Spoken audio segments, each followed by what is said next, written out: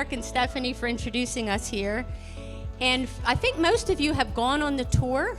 If you haven't gone on the tour, just the quick 30-second summary of the story is that Sam and Melody Byler started this wonderful facility after watching their daughter play volleyball across the country at different indoor arenas.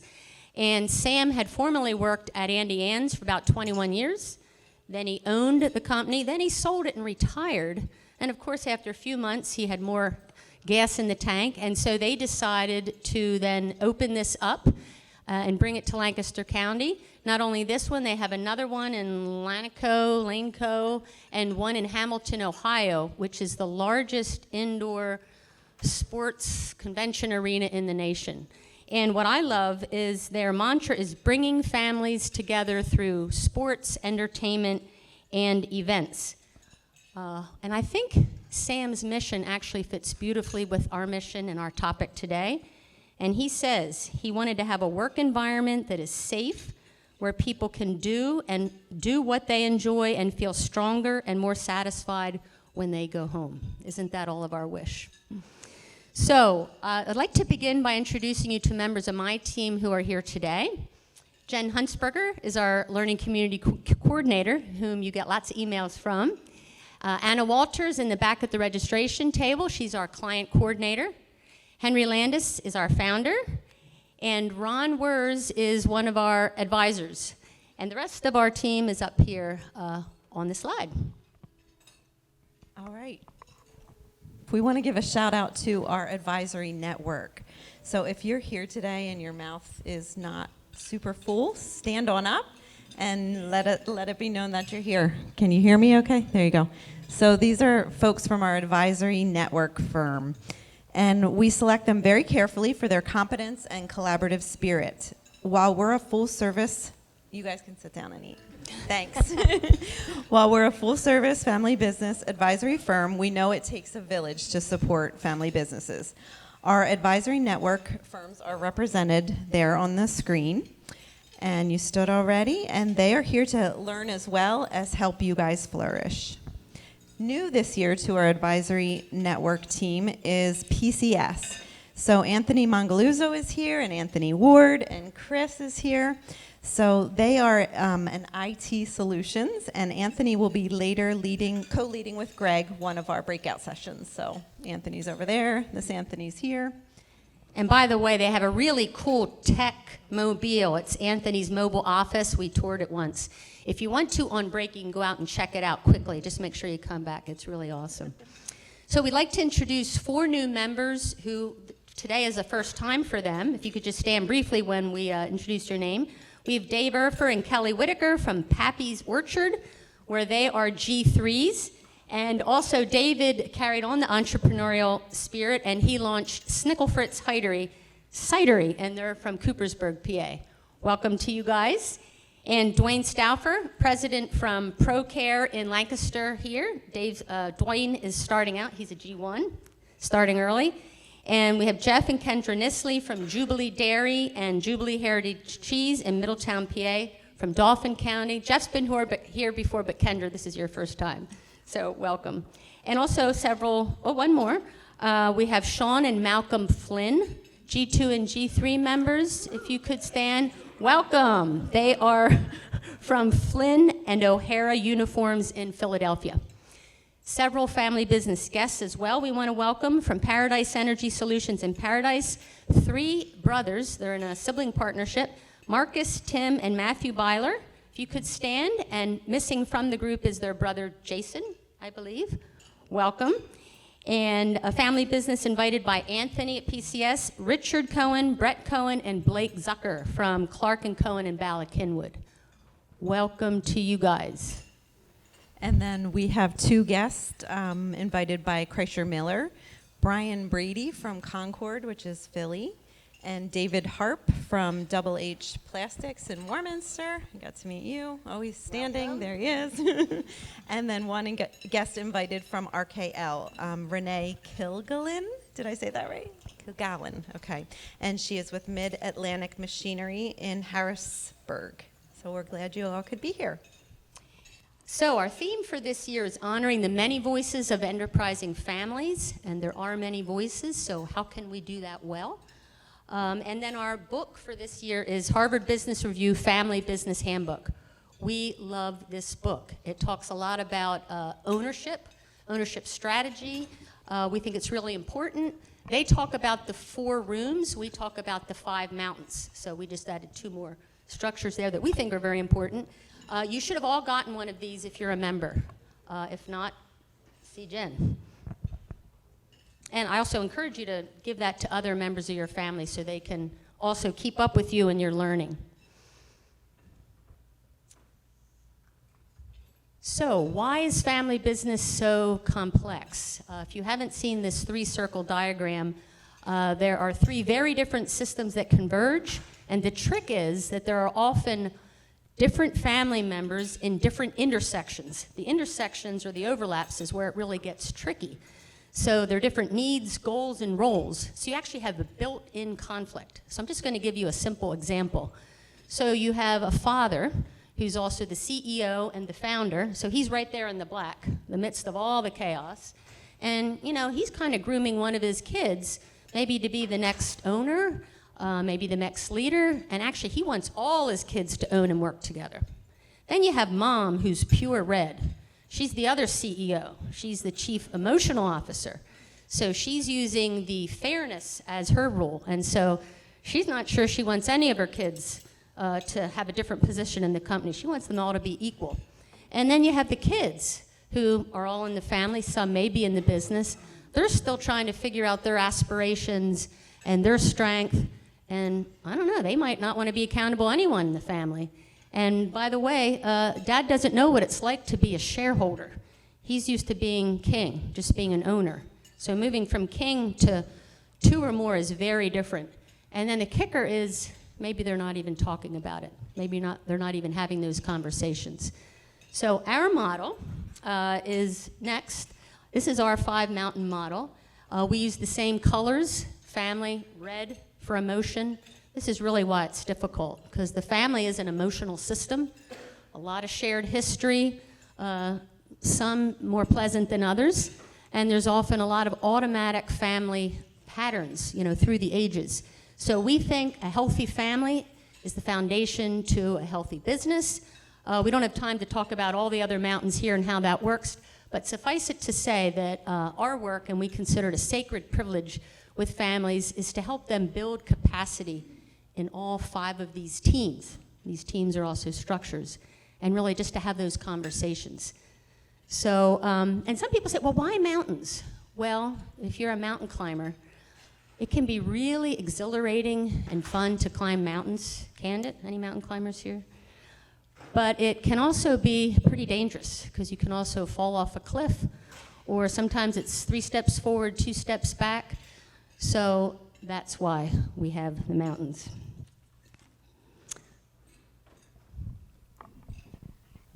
So just a word about our time together. There's agendas at your tables, so if you want to go by that, we'll start by hearing from Kevin, and then we'll have some Q&A, and then a break. And when we return from break, we'll hear from Jim, and then some more Q&A. And then after that, we'll have a time for deeper discussions around your tables, and a lot of members let us know that this is a highlight of our forums. And then you'll have a choice between 3 hot topic breakouts, and you'll be on your way by 3:30. And please help yourself to food, drinks. The bathrooms are right out the door to the right. So we are grateful to have 2 extraordinary leaders presenting today. Last year was the first that I heard about Kevin Hancock. I was reading some articles, and they deeply resonated with me because we share a common purpose and passion of really hearing each voice and respecting voices so that they can flourish. And I think we all know, but sometimes it's hard to believe, that one person can change a system, just one person. So before I could connect with Kevin to invite him, I get a call from one of our members, who happens to be Jim Smucker, and he met Kevin at a conference, a lumber conference, and had the same idea as I did. So here we go. So Kevin is an award-winning author, speaker, and CEO. And I would add he is a curious and humble leader who responded to a rare voice disorder with openness and deep listening that led to personal transformation, and also a powerful, power-dispersing transformation in his business and beyond. So I thoroughly enjoyed reading Kevin's third book, which is called The Seventh Power. And make sure you all pick up your copy. It's on the back right when you leave. I was savoring it because I was just enjoying every little piece. So Kevin, actually, why don't you come on up here while I give you a little context for your world. So Jen, if you can click to the next slide.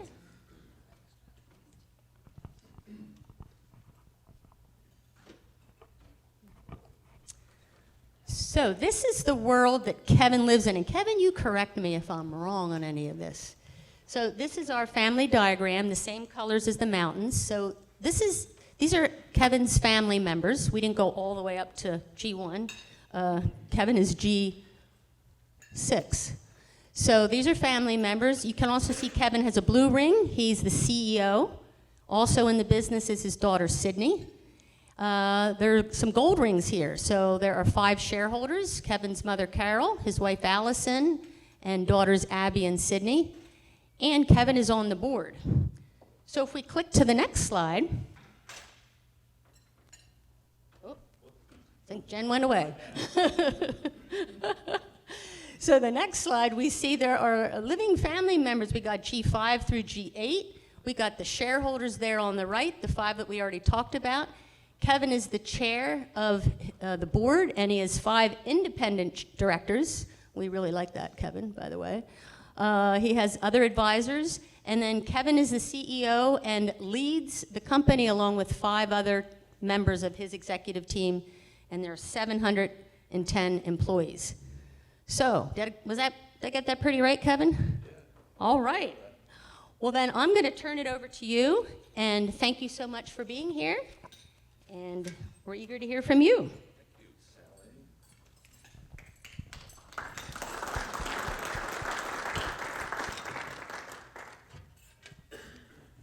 Sally, thank you so much. Hello, everybody. It's a pleasure to be here. I'm going to probably start off on the wrong foot, which you never do intentionally. But I'm from New England.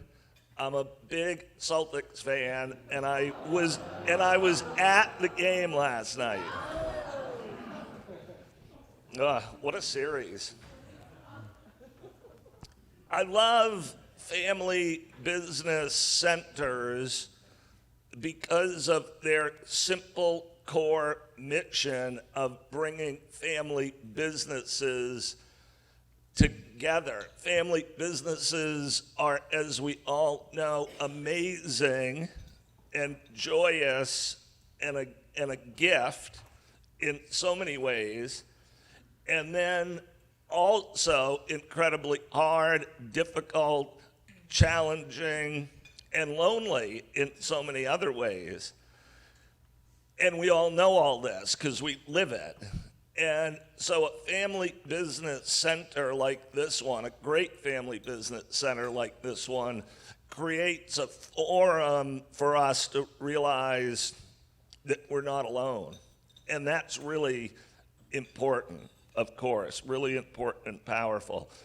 So our company began doing business in 1848, so before the first cannonball was fired in the Civil War. I'm part of the 6th generation of my family to work for the company. We're into our 7th generation of ownership. People will say to me from time to time, how do you get to be a 7th generation family business? And I say, well, you would have had to have started a really long time ago and picked up a lot of luck along the way. I will just mention, in keeping with your theme today, and I'm going to focus on this, But with respect to the family, our emphasis has really been on the family spreading its wings and honoring each individual coming into his or her own voice. And to make it super clear that you do not need to work at or lead the family business to be a treasured leading member of the family. We are an integrated company in the forest products business. So we grow trees, we manufacture lumber, and then in Maine and New Hampshire, we retail lumber and building materials. Of all the businesses we're in, the wackiest one to me is growing trees. So the primary species of tree that grows on our land is the state tree, the eastern white pine. Does anyone happen to know how long it takes to grow an eastern white pine tree in Maine? 80 to 100 years. So this is insane. Think about it. We've been in business since 1848, and we've had 2 crops. Like, it doesn't even make any sense.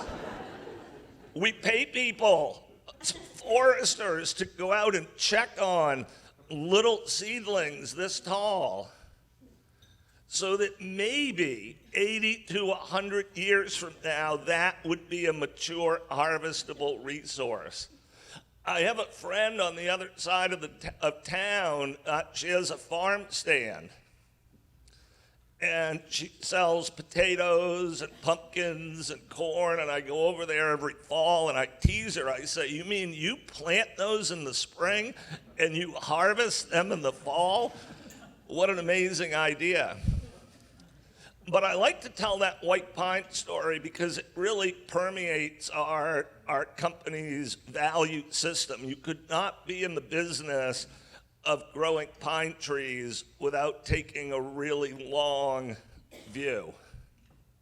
A really long view. What I'm going to talk about today is the economic and social power and potential of a deeply engaged and empowered workforce.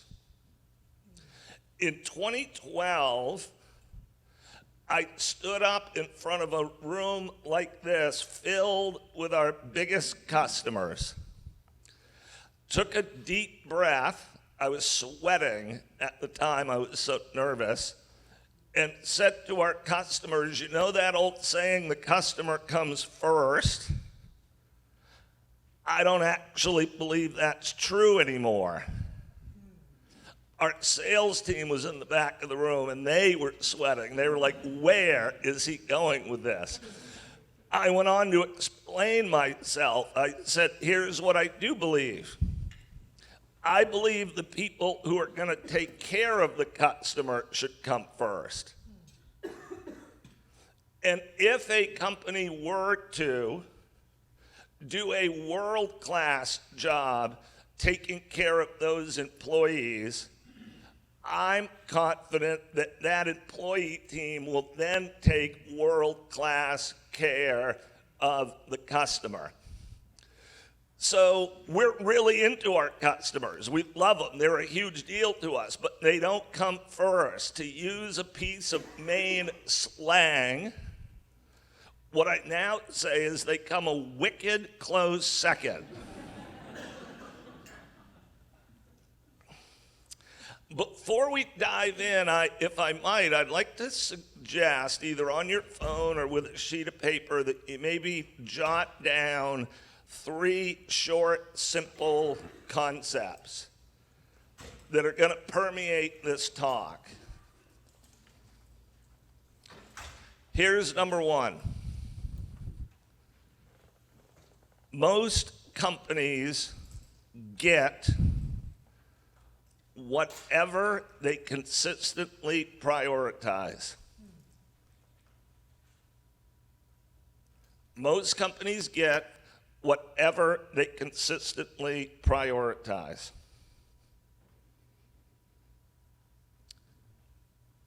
Thought number 2. Improving performance requires new thoughts. This is a critical behavioral science chart behind me. Super simple but critical. This is how humans function. Thoughts drive behavior, and then behavior drives performance. So if we want to change performance, we need to go all the way back to the beginning and work on our thoughts. And final thought that you might jot down is this. In the 21st century, this one, leadership is about giving other people a stronger voice.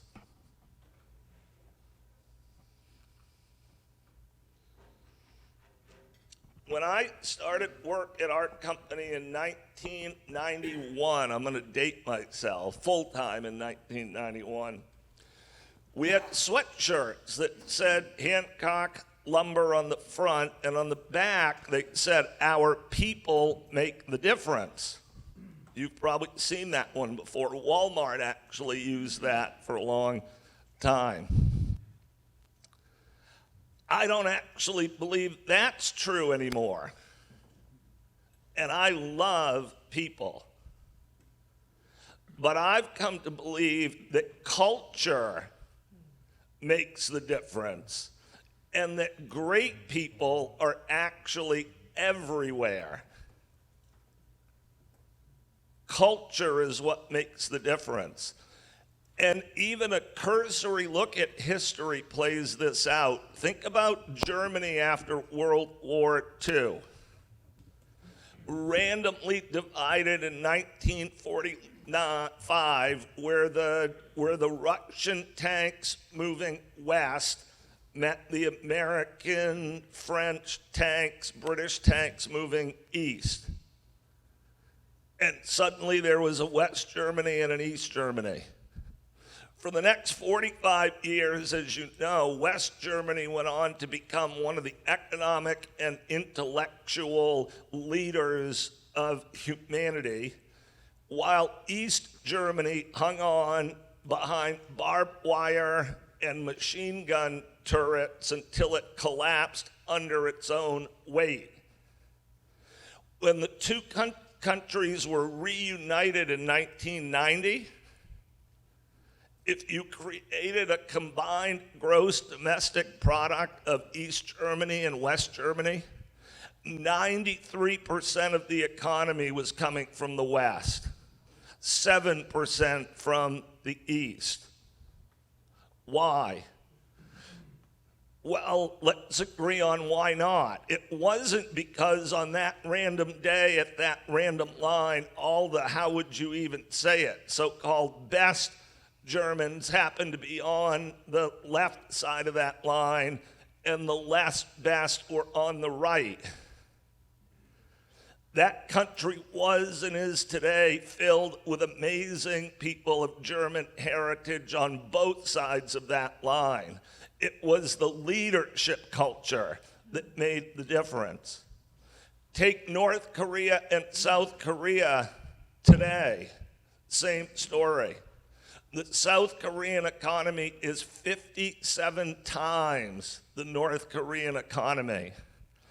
And it's not because all the best Koreans are south of the line. There are amazing Koreans everywhere on both sides of that line. It's the leadership culture that makes the difference. Ronald Reagan, one of his favorite stories about culture goes like this. Back in the 80s, when he was talking about the inefficiency and the corruption of within the Soviet Union, which was soon to collapse because of its power to the center zeal, Reagan would tell this story. It's true back in the day that if you wanted to buy a new car, the wait was 10 years. 10 years. So a gentleman in the Soviet Union had saved his money. He went into the car dealership, and you had to pay in advance. He brought in all his money to pay for his car. The dealer took it, filled out the paperwork, and said, okay, come back in 10 years from today, come back and pick up your car. And the gentleman, the buyer, said, morning or afternoon? And the car dealer chuckled like you and said, well, 10 years from now, what's it matter whether it's morning or afternoon? He said, well, the plumber's coming in the morning.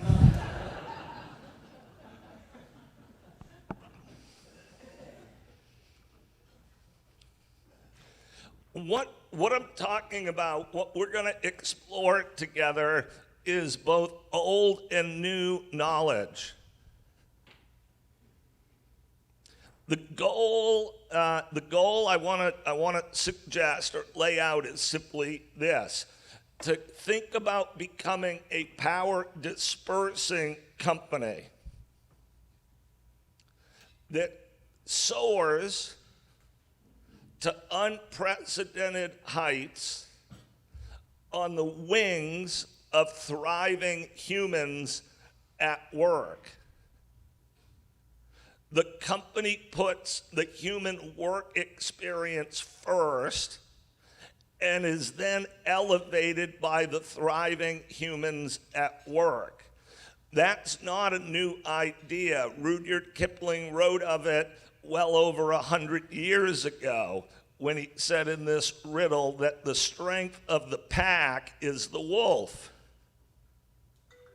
And if every wolf, every individual wolf in a pack was strong, then the pack itself would become strong. And then this becomes iterative. So now you are surrounded by a community of healthy, happy, thriving wolves. And that in turn helps lift you up. But it starts with the individual. The strength of the pack is the wolf.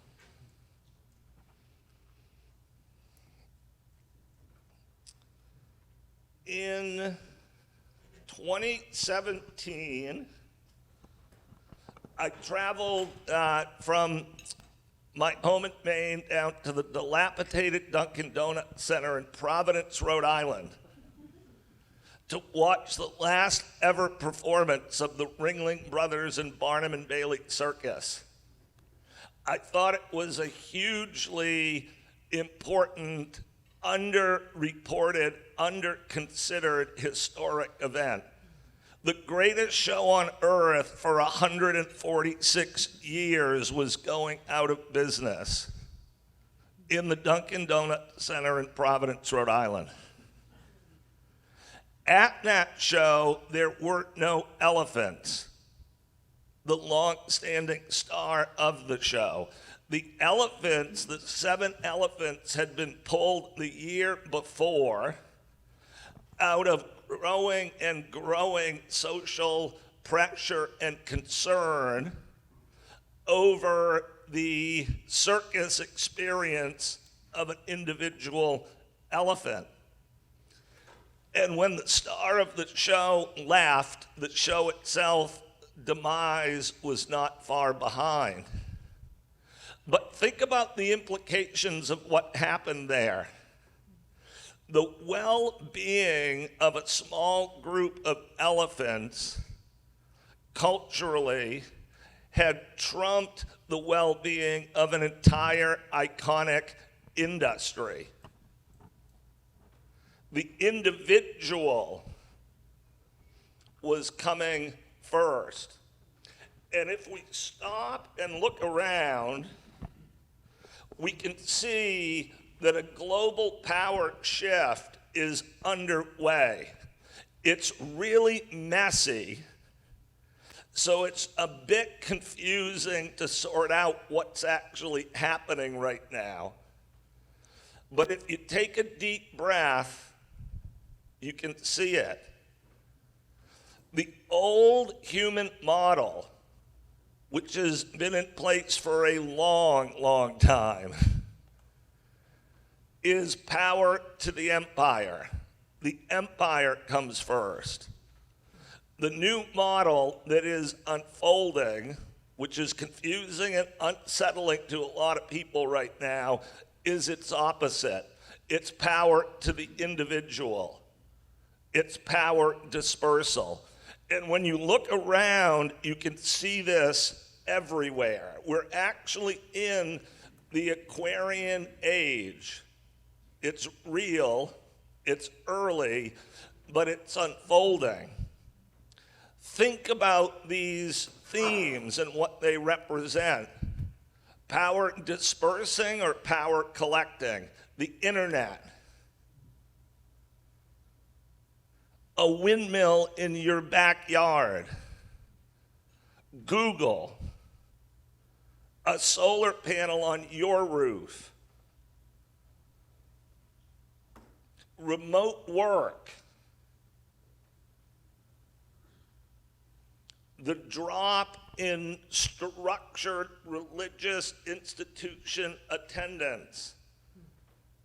I can go on and on. It's all a power shift. And like any tide or current, we can think about how to swim with it or fight against it. But it's coming. And let's take a look and think about, because it's what brings us here, how this is playing out at work. So let's contemplate a simple question. How's work going for the people who are doing it? I'm not necessarily talking about you and me and us, but how's work going for the people who are doing it? And what kind of messages are they sending? Well, let's look at the data. And this data is pre-COVID. This is 2019. It's similar today, but this is not COVID created. This is pre-COVID. Across America, 164 million people work. But only 36% of them will say that work has any meaning.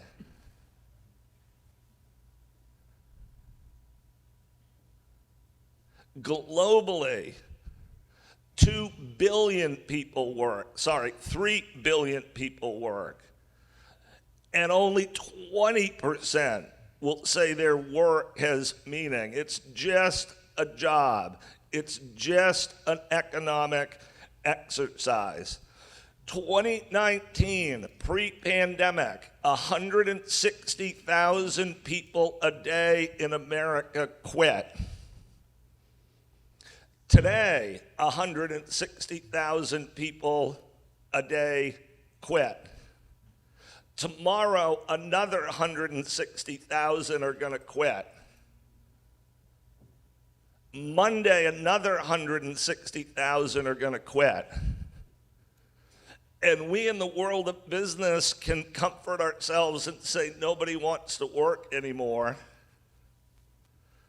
Or as I jokingly say, I would only say this to a close friend in business. I had a close friend tell me that, and I hugged him and I said, no, nobody wants to work for you anymore.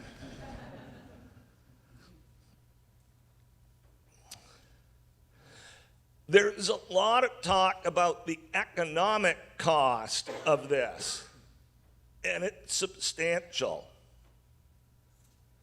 But here's what I'm interested in. What about the human cost? What's the human cost of that? I'm going to work for 40 years at something that does not bring me meaning. What's the human cost of that? We talk on, and I'm all in favor about sustainability. Sign me up. But how about human sustainability at work? How about human sustainability at work? And here's where I am with this. It's all completely unnecessary. Companies get, note number one, whatever they choose to consistently prioritize. So how about this? What if we prioritized at work making it meaningful for the people who do it, making it energy giving for the people who do it, making it stress reducing for the people who do it, making it confidence building for the people who do it, making it humanity advancing. Right here, we need to chat about a critical concept. I think perhaps it's the most critical concept of the Aquarian age. You might consider jotting this down too, just so you can contemplate it and think about how you feel about it. Abundance versus scarcity. The old model is scarcity. If the workers get more, the company gets less. If the customer gets more, the company must be getting less. It's the idea that the apple pie of abundance is of finite size, and so we've got to fight over it. And anything anybody else gets means it's a smaller pie left over. The new business model, in my view, is about abundance. That we can create an unlimited quantity of happiness, of engagement, of meaning, of importance. And the more of that the people at work get, the more amazing the company's performance is going to become. We've got to shift from an old mindset of scarcity to a new mindset of abundance. So I've thought quite a lot about, in a really small town up in Maine, in a lumber company, at work, on the job, while they're paying me, I sit there and think about how change is created and how humanity advances. I mean, I like lumber, but that's not what I sit there and think about. This is what I think about. And I've become convinced that it follows this simple formula. Within, beside, and beyond. That's how change happens. I become something different. I then start manifesting myself differently. You then experience me differently. That then releases you to manifest differently. You go home to your family, you're manifesting differently. Your children go to school, they're manifesting differently. That's how change happens. If I could bring about one wish that has no chance of happening, it would be this for America. Turn off the news and turn off the social media. That approach to saving humanity is overwhelming. And it's wrong. Like, it's not even right. That's not how it works. It's a massive distraction. We change the world by becoming something different and impacting the people right beside us. So if you wanted to change America, work is an awesome place to do it, because that's where all the adults are. and it's got the secondary benefit of dramatically improving business performance. I call that a really cool outcome of a higher calling. Within, beside, beyond. So where did I get all these ideas? In my third book, which everyone has a copy of there, I was talking to a gentleman in London who was from Colombia, the country, who told me we all adhere to a belief system. Otherwise, we don't have a strategy for dealing with a complex world. And my belief system, which I just shared with you, is rooted in two dates, 2010 and 2012. In 2010, at the peak of the national housing and mortgage market collapse, which was a super difficult time, stressful time in our industry, I quite suddenly began to have trouble talking. Something I'd always taken for granted and always done a lot of. When I would go to talk, all the muscles in my throat would spasm and squeeze and contract. It felt like you were putting a seatbelt around my throat and tightening it every time I went to say something. And pushing out even a few short sentences became a semi-major athletic feat or chore. Turned out I'd acquired a rare neurological voice disorder called spasmodic dysphonia with no known cause or no known cure. But there I was trying to help a sixth-generation lumber company as its CEO through the collapse of the housing market without being at the time able to use my voice. And I had no idea what was going to happen next. I kind of figured that it would cost me my job ultimately because my primary tool, I realized, had been my voice, which also therein lay my problem. But before I figured all that out, I was just defensively trying to protect a broken voice. So someone would come up to me at work in that age-old exchange. Boss, we've got a problem. Looking for me to provide a directive or a solution or an instruction, but now I couldn't talk. So to protect my voice, I started saying, gee, that's a good question. What do you think we should do about it? Was not even thinking about leadership. I was totally self-absorbed in the moment. He or she would say what he or she thought, and then I'd take a deep breath and say, that sounds good, let's go do that. And off he or she would go with his or her solution to his or her problem. I was a little slow on the uptake, but after this exchange playing out hundreds of times, here's what hit me. People already knew what to do. They always already knew what to do. So why were they asking? Why were they deferring? They didn't need an instruction, a directive from the king of Hancock lumber. Here's what they needed. They needed the encouragement and the cultural safety to listen to and trust their own voice. 2010. 2012, a couple of years later, the story's too long to tell in detail. It's in my first book. If you're really bored, you can go get that one.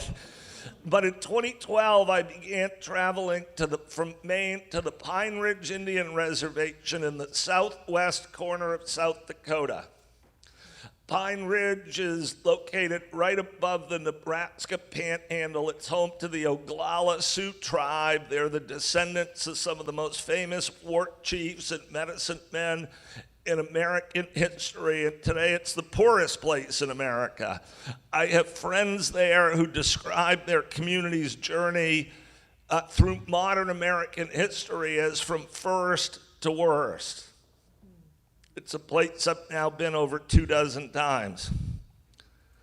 There I met an entire community that did not feel authentically heard.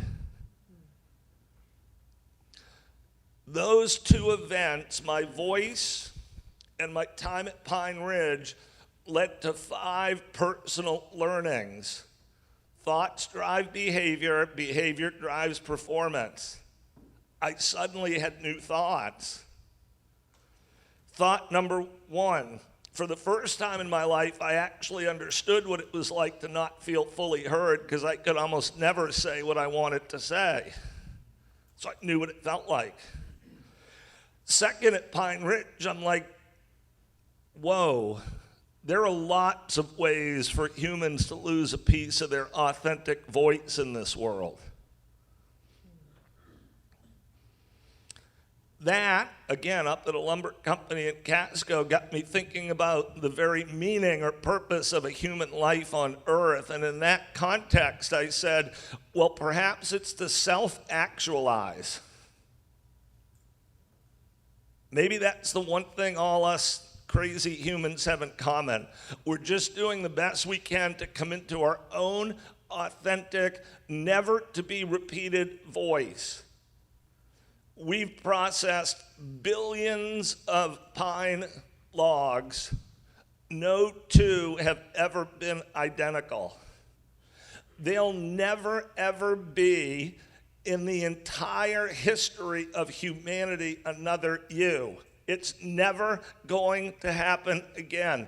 You are a unique one-time gift to humanity's trajectory, and you've got a voice that no one before you or no one after you is going to have. And the quest that brings us high and low is to find it. So then I was like, well, hopefully leaders are helping with that. So then I got thinking about the historic role that leaders have played in helping their human self-actualize. And I concluded that while humanity's had some pretty amazing leaders, that in total, leaders had probably done more to direct, manipulate, manage, coach, exploit, and control the voices of others than to trust them and liberate them. And that's when it hit me. This was the action thought. That maybe my own voice condition, which I'd only previously ever thought of as a liability or quite literally a pain in the neck, was actually a gift and a blessing and an invitation to lead differently in a way that gave other people a bigger voice.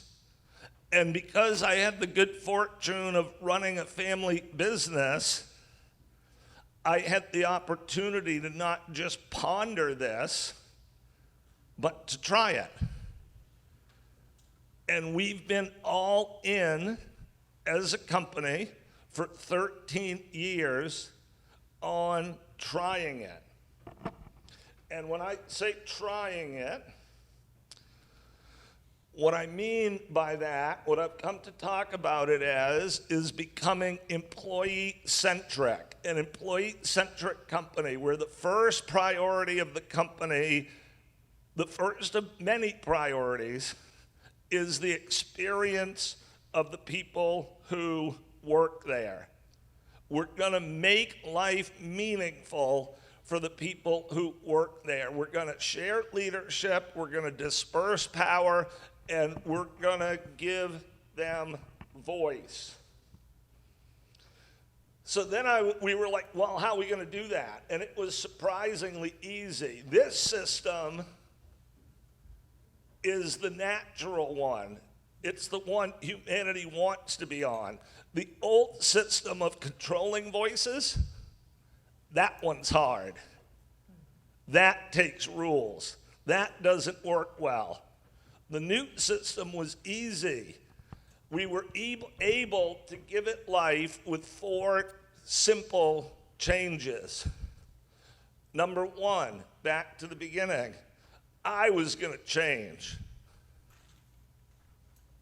I was going to not lose my ego. I used to say lose my ego, but I know that's impossible, and that's depriving me of my voice.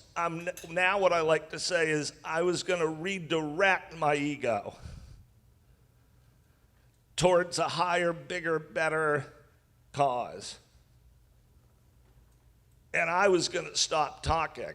Now, I had to, but I was going to stop talking, and I was going to give other people a stronger voice.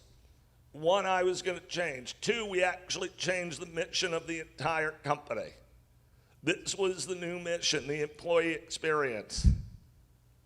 So now we've got a brand new mission, and missions actually matter when they're good ones and they're stuck to.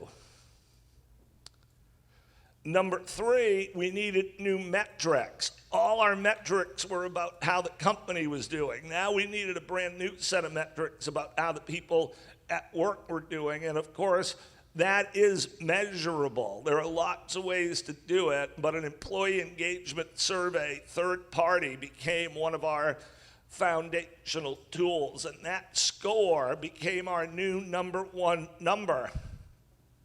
We told all our managers, you're really busy, you're juggling a bunch of balls. If you've only got time to work on one thing, work on this. If you've only got time to work on one thing, work on this. And we've got a score.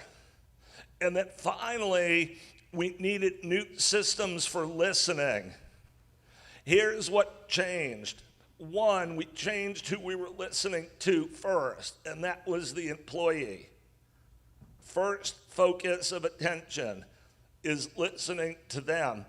Second, we changed how we were listening. Listening was going to be, this is critical, for understanding, not judgment. When we go into huddle now and someone says something, here's what I would say in return. Thank you for sharing that. Thank you for sharing that. Can you tell us more about that? You watch yourself tomorrow, how often, and I'm only saying this because I was the worst. How often when someone says something at work, you either validate it by putting your stamp on it, or you refute it by saying, well, no, thank you for sharing that. I call this the answers to the test. What we really care about is knowing what people actually think. If we know what they actually think, we know what to do to help them make it better and improve it. That's all we changed. But we stuck with it, and I want to share with you quickly the outcomes. And these outcomes are not so much in honor of Hancock Lumber, although I'm proud of our company like you are of yours. These I'm sharing with you in testimony to the power of the ideas that we're exploring. So we've now 9 times been a best place to work in Maine, and our engagement score is 90%. So we have 710 people across 16 sites in tough businesses, sawmills, lumber yards, and 9 out of 10 of them will say, yep, this is meaningful. 9 out of 10 will say, yep, this is meaningful. Second outcome, I didn't see this coming, but it makes all the sense in the world. We started making better decisions. When everybody's voice was heard, we started making better decisions. Put a price on making better decisions. I've made a lot of really poor decisions at work, and I know what the economic and human cost of unwinding them is. We started making better decisions. The stress started leaving work because the goal was universally beneficial. People will now in survey say, I find work at Hancock energy giving, not taking. It's energy giving, not taking. Fourth outcome, one of our HR leaders likes to put it this way. I wish I could have taped it when he said it. He said, "Have you heard of the Great Resignation?" I was like, "Yep." He said, "Well, we're skipping it. We're not participating. We're not playing. We have 710 people who love to work." And the way we think about it is this: there are 1.4 million people in Maine and New Hampshire that work. We only need 710 of them. And then finally, our profit performance went through the roof. Just for the benefit of the idea, and it's comical to me, we made more money from 2010 to 2020 than we made from 1848 to 2009. And we did well enough to get from 1848 to 2009, so it wasn't like we were a slouch. By putting them first, we did exponentially better. Gonna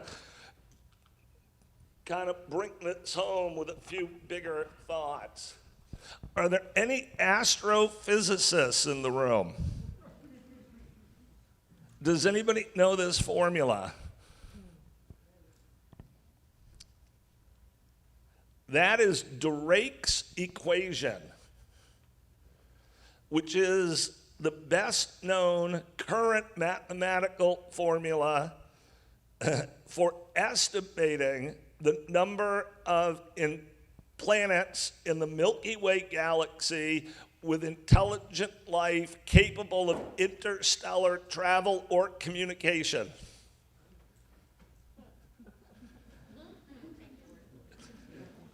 Right. The current estimate, this is just the Milky Way galaxy. We're talking one galaxy out of billions. The current estimate is 10,000 planets. Could be 0, could be 100,000, right? But the estimate of that formula is 10,000 planets. Okay, so what? Why is this slide up here? It's up there because of the last factor in the equation, L. This fascinated me. It's in the formula like we know it. The scientists know it. L is a deduct for the number of civilizations that did not survive their technological infancy, which we're in. That would be that period where your civilization has created enough power to destroy everything. And yet it's not clear we're mature enough collectively together to know how to use it. That is a deduct in the formula. I remember when I started in business, one of the big teachings was stay in your lane. So for me, lumber, lumber, lumber, lumber, only lumber, only lumber. In the 21st century, I believe staying in our lanes is a really bad idea. Who are we being business? Who are we going to delegate humanity's trajectory to?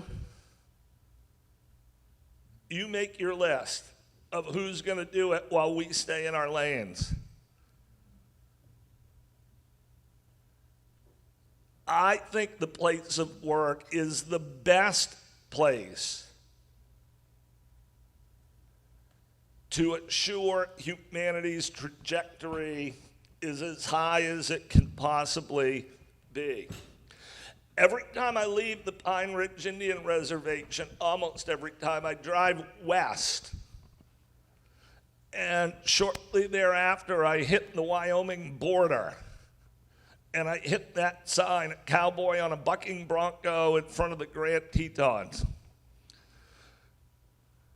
South Dakota, Wyoming border. I stop my car or truck in the middle of the road because there's nobody around. I get out, I leave the door open, and I take a picture of that sign, and I say to myself, is that boundary real? And on whose authority? And for what purpose? When the Sioux lived on that land, pre the winning of the West, when they were put on their reservations, that boundary did not exist. I think about this concept now as what the Sioux and the scientists know today, and that is this: separateness is actually an illusion. The Sioux call it mitakie oyasin. That means all things are one thing. They've known this for thousands of years. Today's leading scientists call it the field because they know that there is a single universally connected source of energy that makes up everything. You are a manifestation of that field. You are the universe looking at itself.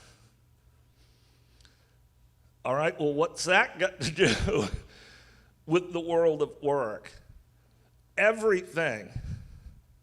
If separateness is an illusion and everything is connected, we've got to rethink winning. Winning isn't winning unless everybody's winning. Winning isn't winning in the 21st century unless everybody's winning, because everything's connected. I was spending some time on the Navajo reservation. You might be, does this guy ever work? I was spending some time on the Navajo reservation, and I was walking at sunset alone, contemplating what we're talking about today, when the epiphany I'd been searching for hit me. It literally plopped into my head. In nature, power is dispersed. I immediately panicked. Didn't have a pen, didn't have a phone. I have a terrible memory. I've been searching for this epiphany for a decade, and I was like, I'm gonna forget it before I get back to the car. So I kept saying to myself, in nature, power is dispersed. In nature, power is dispersed. I stopped in that scene and had an out loud leadership conversation with the desert landscape. I said to the desert, I said, where's your headquarters? Where's your capital? Where's your corporate governing center? Where are all the foremen, supervisors, managers, executives, and CEOs? I turned to a group of cactus and I said, which one of you is in charge of all the others? And the answer at every question was the same. The leadership power of nature is scattered and diffused. It lives independently and critically in all its parts and pieces. And we are relearning today that humans are a part of nature, not separate from it. And that nature is a single field with a single trajectory. It is ours and ours is it. This is the trajectory that humanity is aspiring to. I'll close with this thought. This is how I've been able to kind of reground it all into something actionable. What if, just pretend, everybody on earth felt trusted, respected, valued, and heard?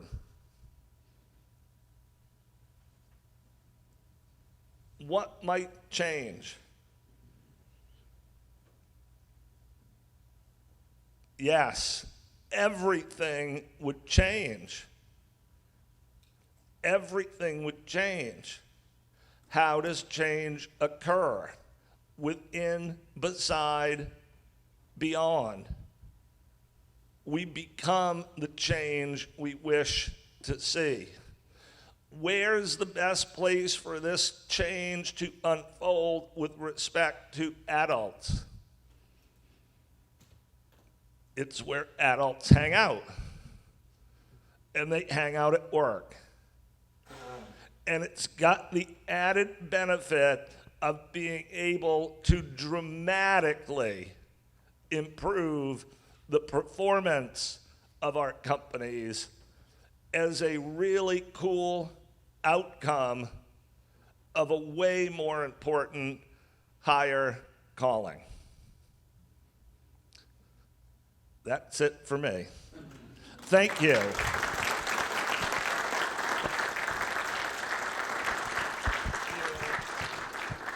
Thank you, Kevin, and stay with us right here because we want to open this up for some questions. Kevin shared a little bit this morning. What questions would you have for Kevin, or comments or observations? Ron, and you're going to read his book right now. Okay, I read it, and I learned a lot of stuff in there from all over the world from your travels. Yeah, I went out, so I had a personal experience, then we had a corporate experience, and then I was like, I gotta go out in the world and dig deeper and see if this could be or is trying to be a human experience. And that's really the story of the book. It chronicles about 2 years of contemplating these questions and learning clues from the Navajo reservation in Arizona to Kiev in the Ukraine, actually. I just kept following my own voice, which was really difficult to do, right? Because I'm the CEO of this lumber company, so what do I feel like I should always be doing? It's very powerful. Working. A question here from Lamar Eby. Just a quick question. Could you identify maybe one or two things that changed in your hiring process because of this realization? That is a great question. Thank you for that. So the question is, what changed in our hiring processes as a result of this mission and realization? It got a lot harder to get into the company. We started paying a lot more attention to who, how, where, and when you get into the company, and to be really clear about if you came in, what you were signing up for. Because a critical part of this formula is shared leadership. Everyone, well, you ask this question, who impacts the employee experience? Everybody at work impacts the employee experience. So it ended up getting harder to get into the company, but then over a period of years, as people at our company started having a very different experience, they were doing what? Going home, going out to dinner, to the bar at a party, and telling people about their experience. And then other people were saying, oh, I'd kind of like to experience that. So once it really got moving, then it starts bringing like-minded people to you. I think that the most underrated or critical leadership skill in the 21st century is actually storytelling. There are so many competing narratives today, right? Back to the TV, back to social media, back to the water cooler.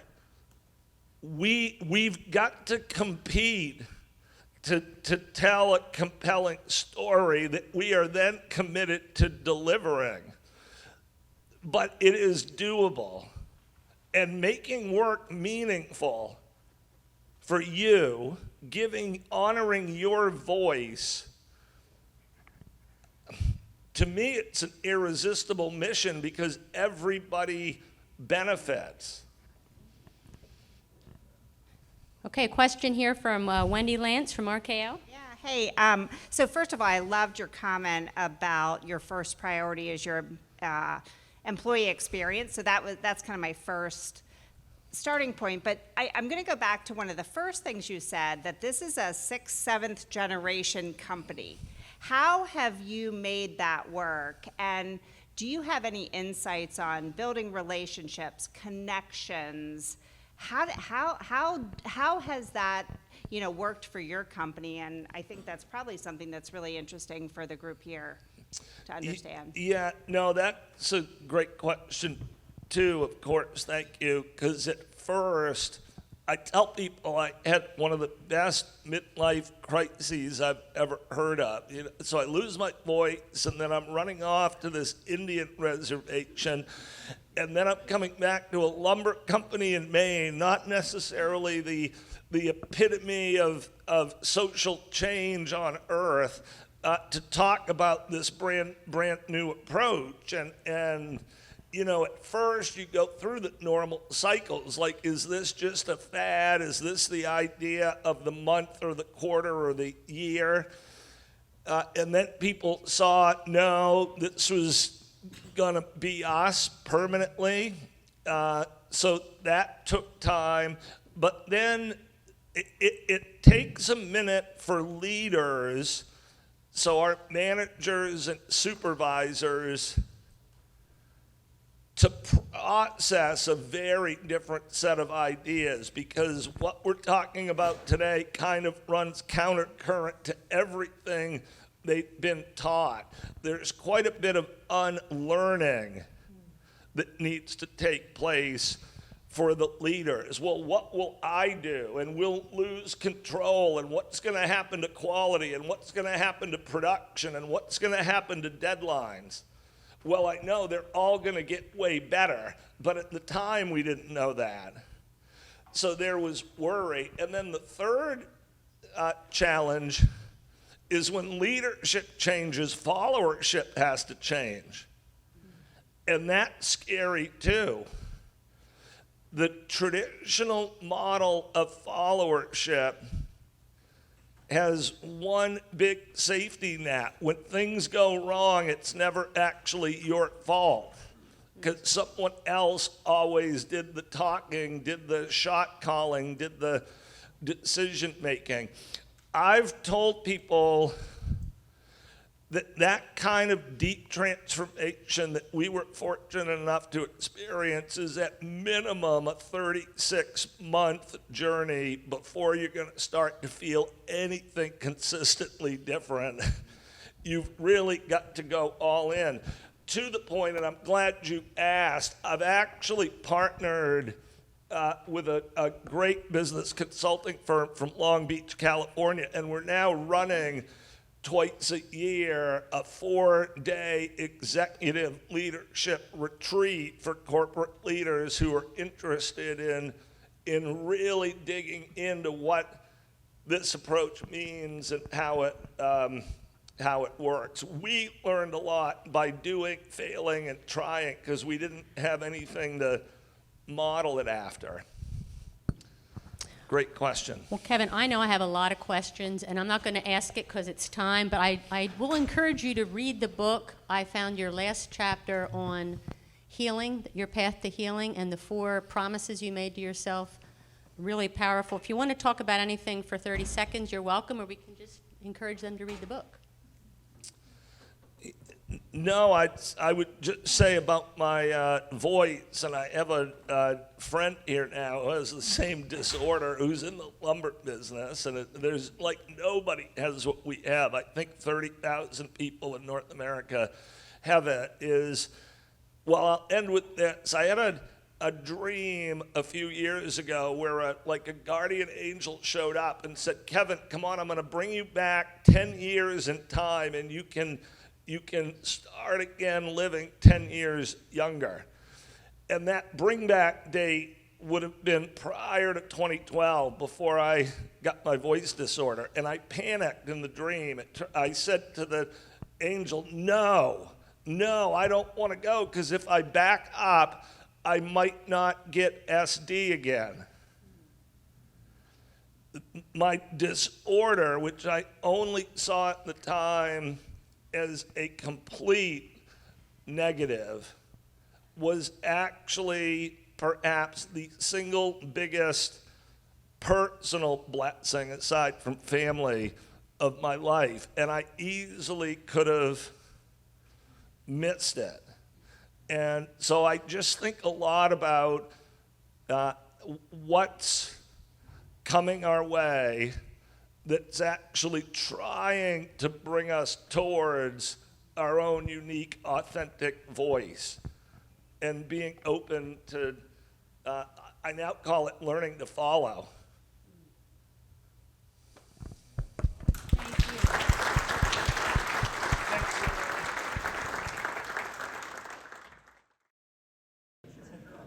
Okay, well, as you're getting your beverages and sitting back at your seat, I am delighted to introduce our next presenter, Jim Smucker.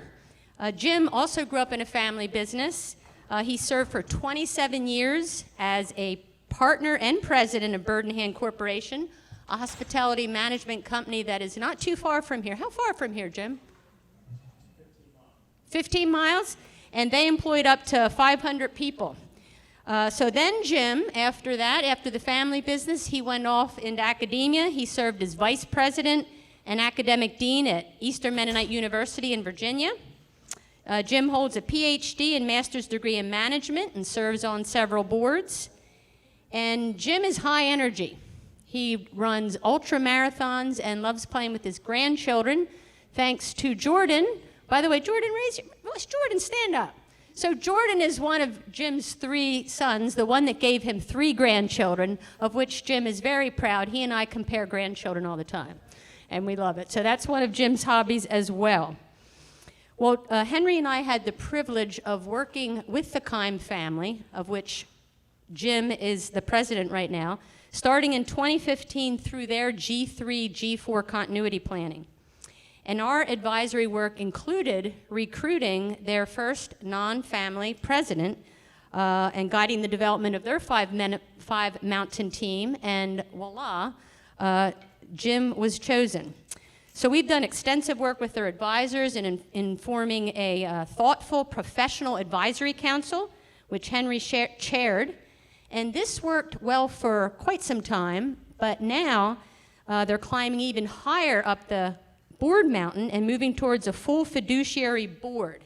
In fact, the Keim board met here yesterday in Lancaster to accommodate Jim's presentation, and we're going to introduce them in a minute.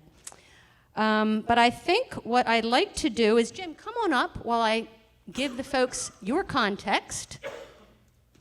So here is the Keim mountainscape, and I'm giving the credit to Karen Keim, who developed this. Karen is awesome.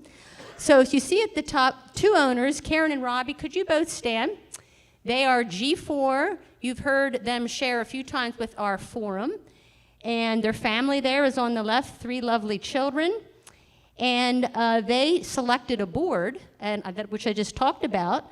So how about the board members stand? This is an interim board as they're moving toward to full fiduciary. Board members stand. Henry's the interim chair. We got Lamar, we got Mario, and we got Max. So we have several people here they're all in Ohio. And then notice, the board is holding Jim accountable as the president. And look at here, Jim is holding this team accountable, and who's on there but Robbie and Karen. So how does this work? So Jim is holding Robbie and Karen accountable as employees, but Robbie and Karen, through the board, are holding Jim accountable. So it's quite a dance, isn't it, Jim? So this is their context. I really respect how Jim has been able to step up over the years and navigate his role, and appreciate his passion and his active pursuit of shared leadership. And so, Jim, I think I'm just going to let you take it from here. Anything else? All right. Nope. Just working?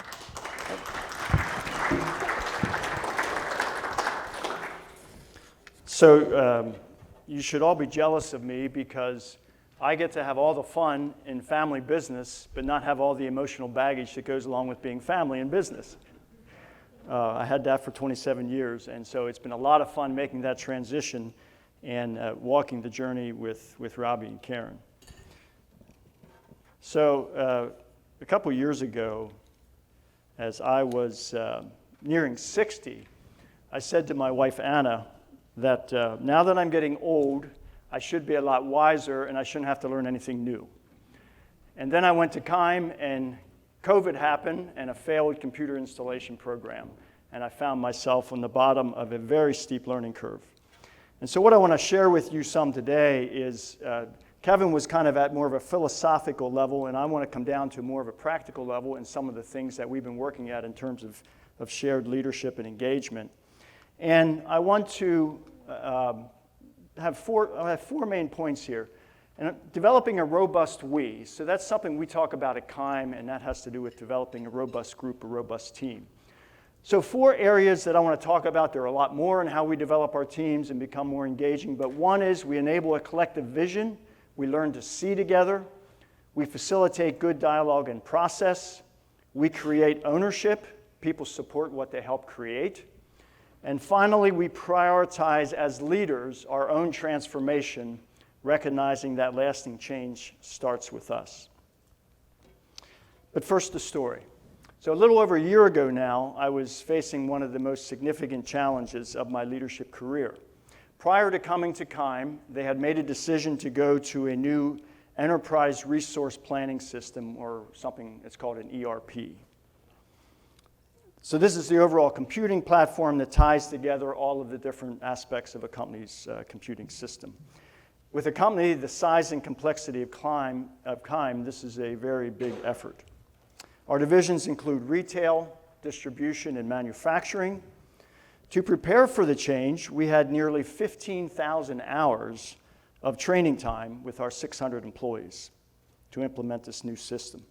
I should also note, maybe you noticed, there's 3 Old Order Amish in our senior team. 65% of our employees are Old Order Amish. And as you may know, Old Order Amish are not very comfortable with technology, maybe as much as you and I are. And so all in, the cost of this system was about $2.2 million for this new ERP system. So we were scheduled to go live in January of 2021. Because of delays in the software development, we had to delay the launch till January of 2022. We tried to prepare our team in a variety of ways for the disruption that this change would surely bring. For example, I used the story of the children of Israel leaving Egypt, going off into the Promised Land, as a theme to talk about this change. I reminded them all, of our coworkers, that after spending a month in the desert, the Israelites wanted to go back, and that surely we would also want to go back to our old system.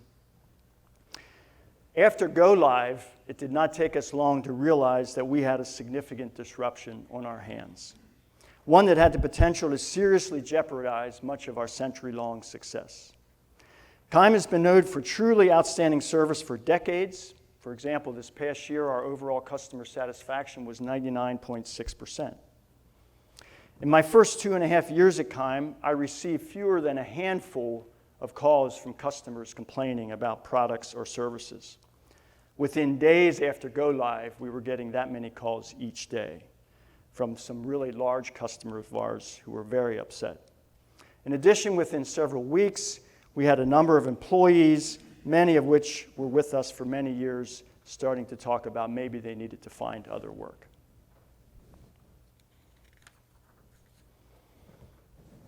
Without going into detail about several difficult months, on March 1 of last year, we decided to move back to our former system.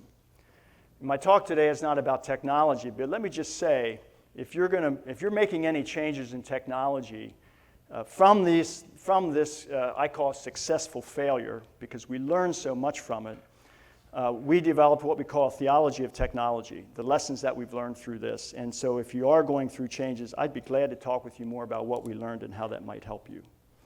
Anyhow, back to the story. So April 1 of last year, we went back to the old system. We did this knowing that in about 2.5 years, we would have to again migrate to a new system because the one we went back to was no longer going to be supported. After several months of introspection and learning from other companies, we decided that we failed on 3 levels. And we had a lack of preparing individuals for change, we had a lack of good group processes around the change, and we had technical issues with the system. Out of these conversations, we've developed an equation for engaging and developing our people that I want to share with you today. This equation now provides the foundation for our development of our people, both on the technical side and in leadership in general. Our 15,000 hours of training was almost exclusively dedicated on the technical side, which is typical for companies that go into this kind of change. And we didn't spend near enough on the other side of this. So I want to walk you through this equation today. So it starts with the healthy me. So by healthy me, I'm talking about us as individuals, our integrity, our emotional intelligence, perhaps our spiritual intelligence, and I mean that in a non-sectarian way. Who am I as an individual? What do I bring? Am I capable of changing? Am I confident enough to change? Am I a fearless person when it comes to change? We add to that a robust we, which is what I'm going to spend most of my time talking about today. That's the group, and I'll talk more about that here in a few minutes.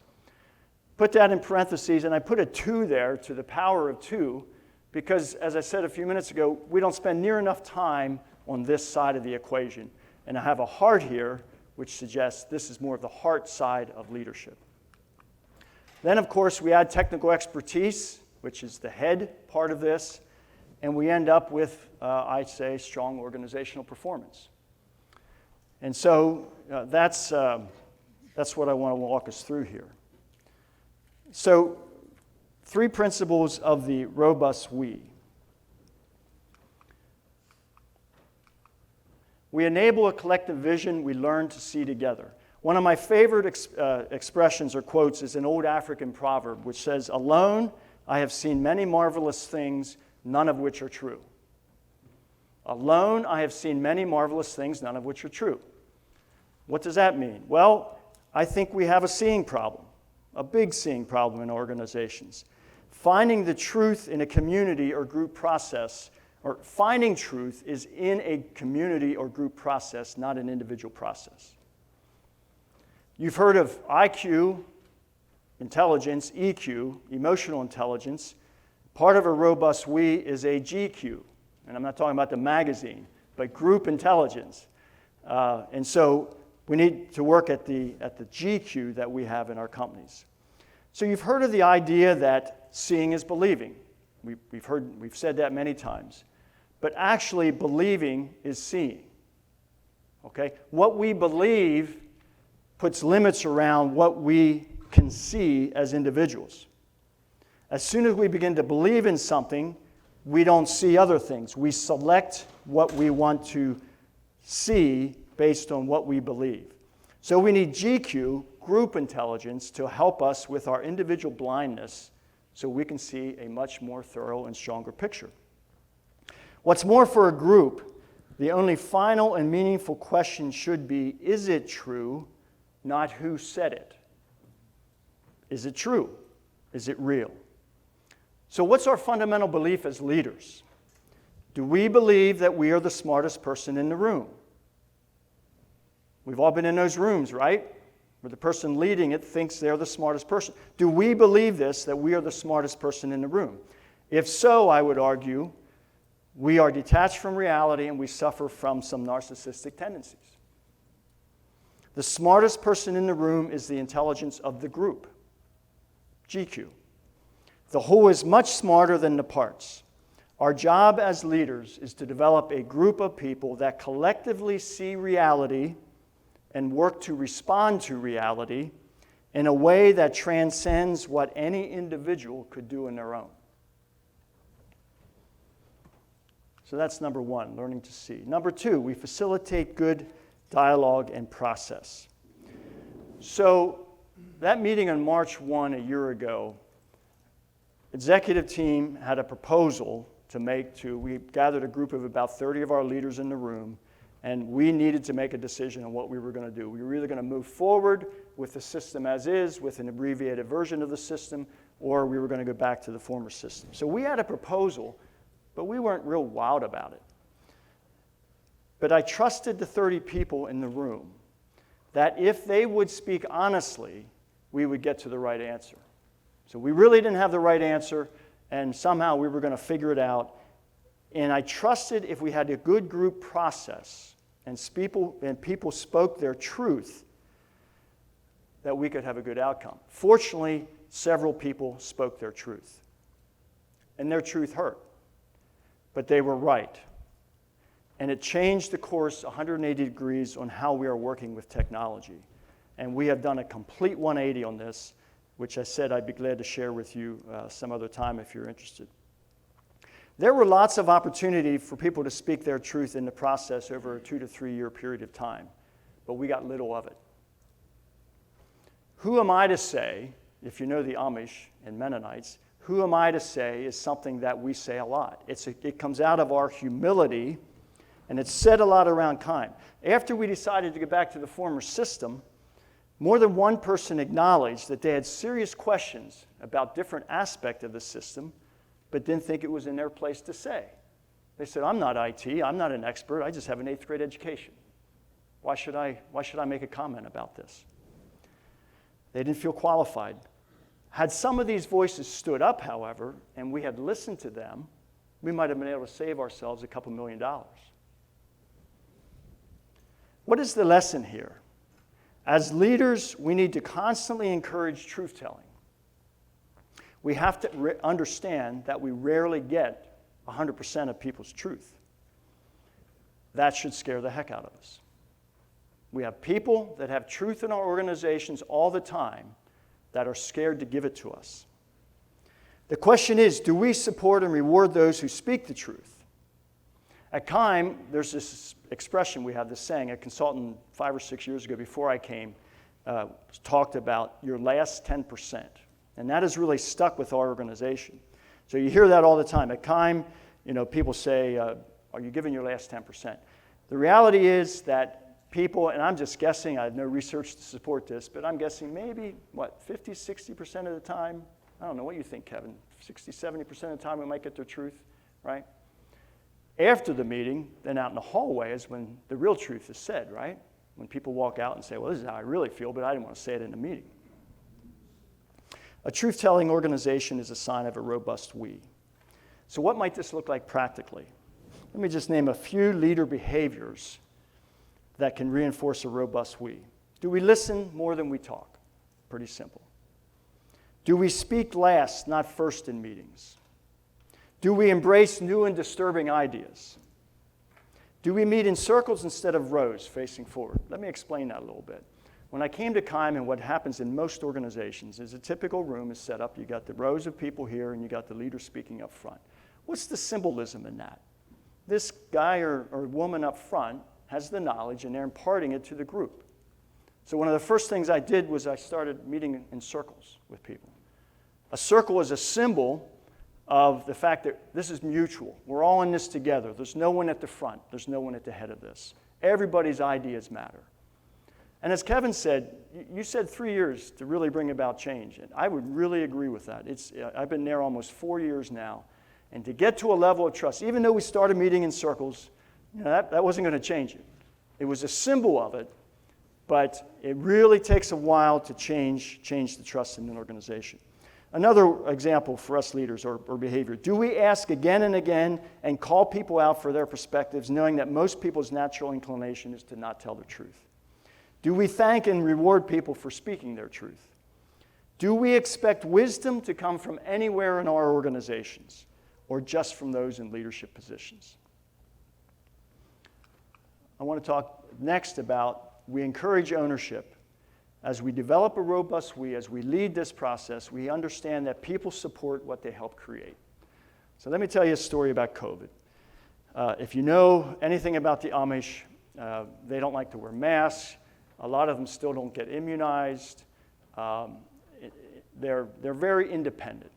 in how they live. So March 15, 2020, Governor DeWine closes the state down and deems us a necessary business, so all of our businesses remained open.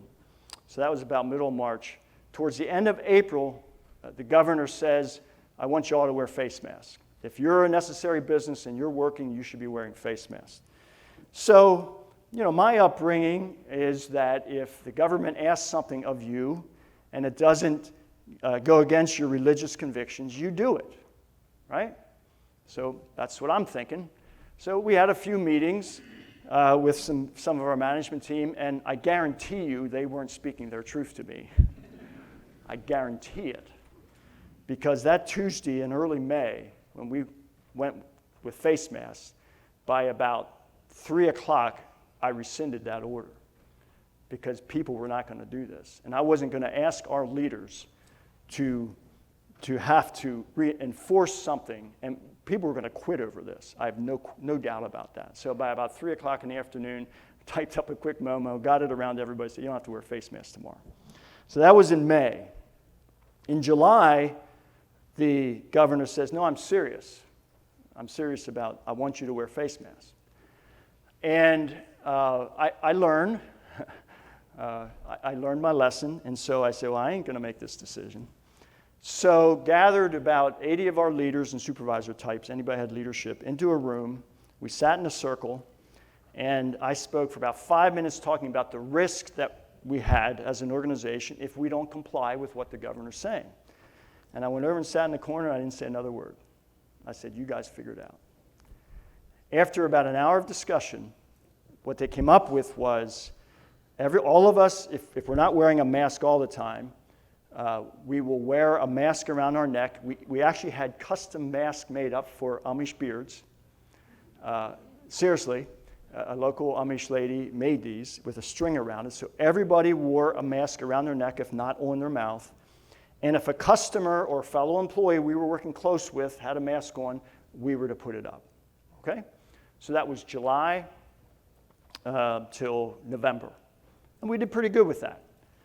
November comes along and the governor says, no, I'm really, really serious. I'll shut you down if you're not wearing masks. So I gather the group back into the room and go over now increased risk of being shut down, potentially. And I said, and oh, by the way, as the largest employer in this community, guess where the inspectors are going to come first? They're going to come here.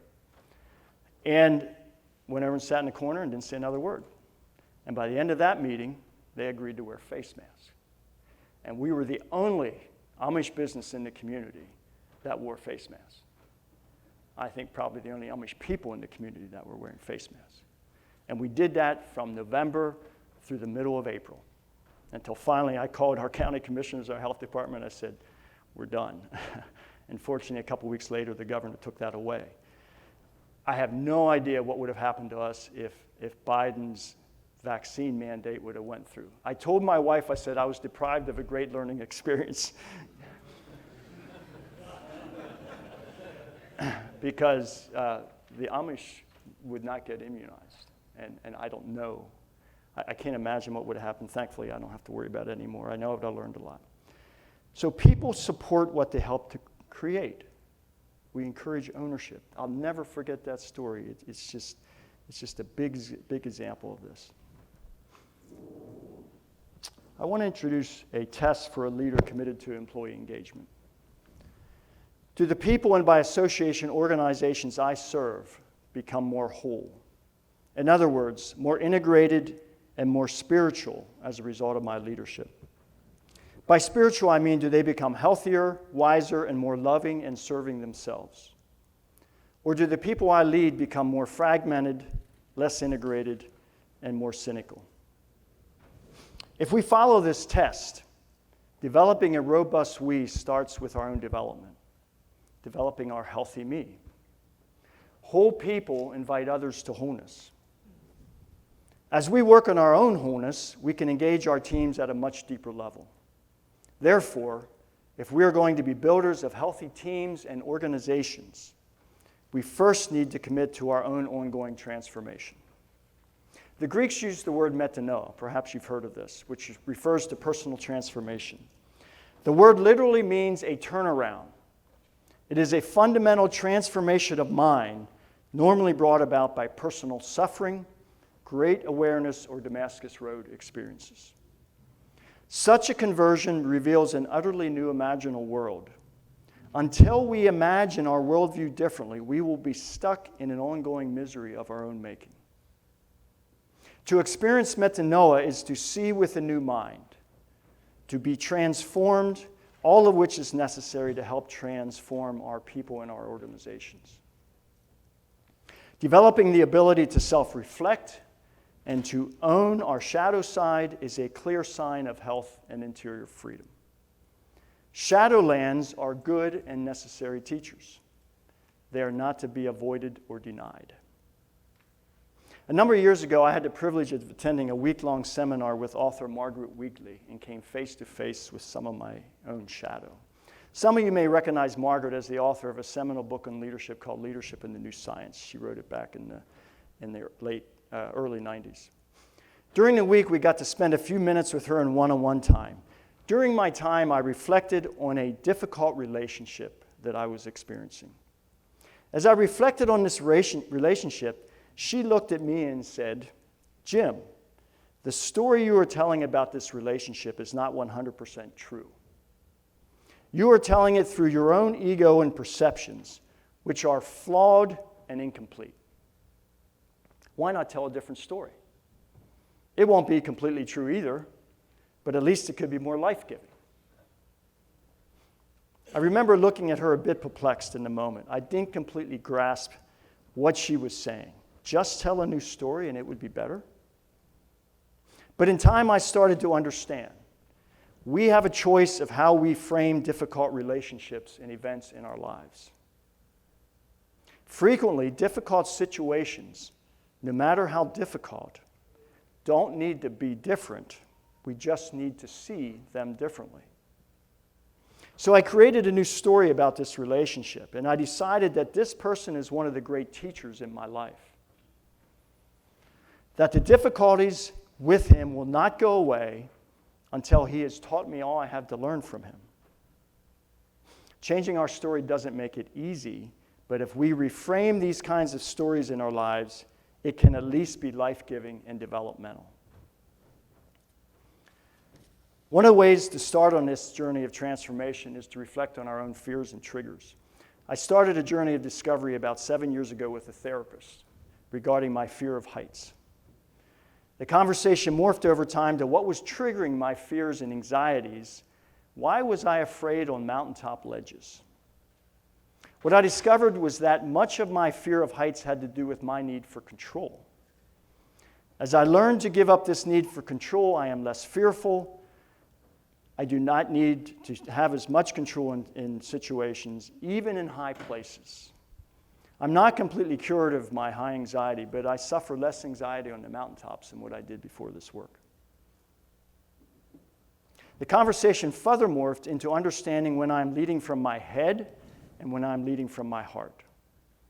We need both head and heart as leaders, but I believe the heart must be the master with our head serving in a supportive role.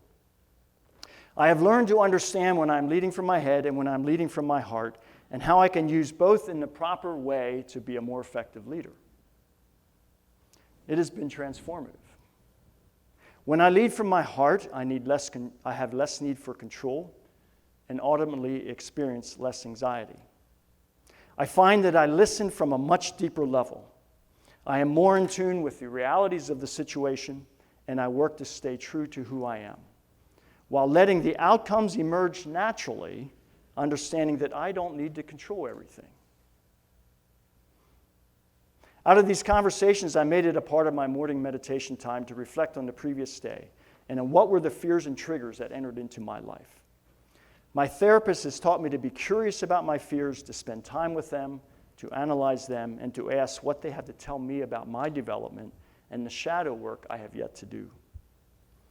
Parker Palmer, who writes about leadership, says, "A leader is someone with the power to project either shadow or light onto some part of the world and into the lives of the people who dwell there. A good leader is intensely aware of the interplay of inner shadow and light, lest the act of leadership do more harm than good. Lest the act of leadership do more harm than good. That's a standout phrase to me. Frankly, many people who lead create more harm than good in their organizations and teams. They come to work each day asking the workplace to fill their unrequited need for love and acceptance. They are not in the workplace to love and serve others. It is about them and their needs. As a result, they create splits in everything and everybody, resulting in carnage in the workplace. What's more, if I employ people like this in a leadership position in my organization, I am complicit in the carnage that they bring. In the meeting I spoke of earlier, the one where we decided to go back to the old ERP system, and several folks in the room spoke their truth, frankly, their truth was unsettling. And in a moment, I must admit, I was a bit ticked off that they had the nerve to say it. But they were right. 10 years ago, I couldn't have handled what they had to say and how they said it. My thought would have been, how dare you challenge my leadership in this way?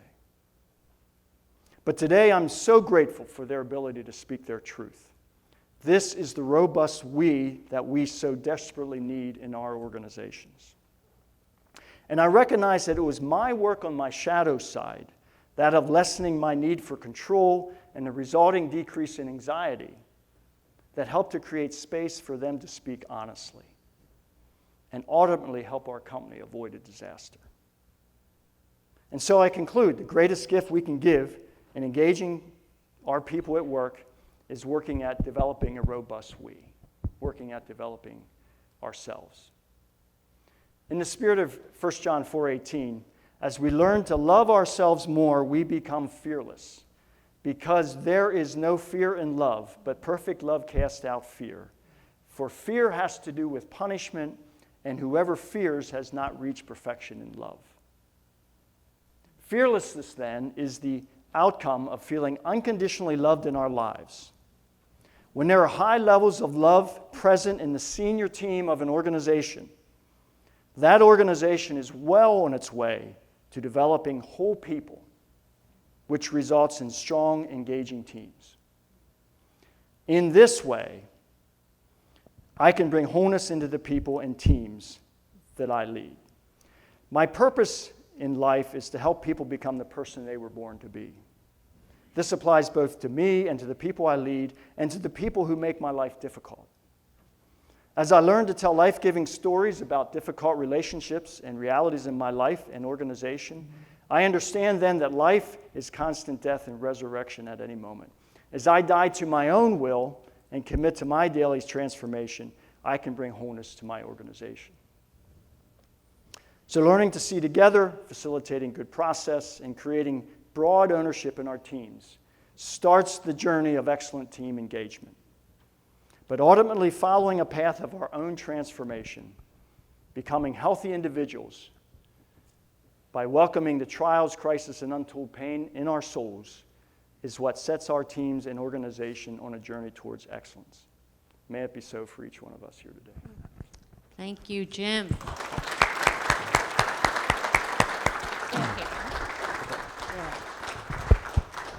Thank you, Jim, for speaking from your heart and your head, and I'm sorry I messed up your pages again there. I should have it all memorized like Kevin. So, questions that anyone might have for Jim? Just raise your hand, or comments.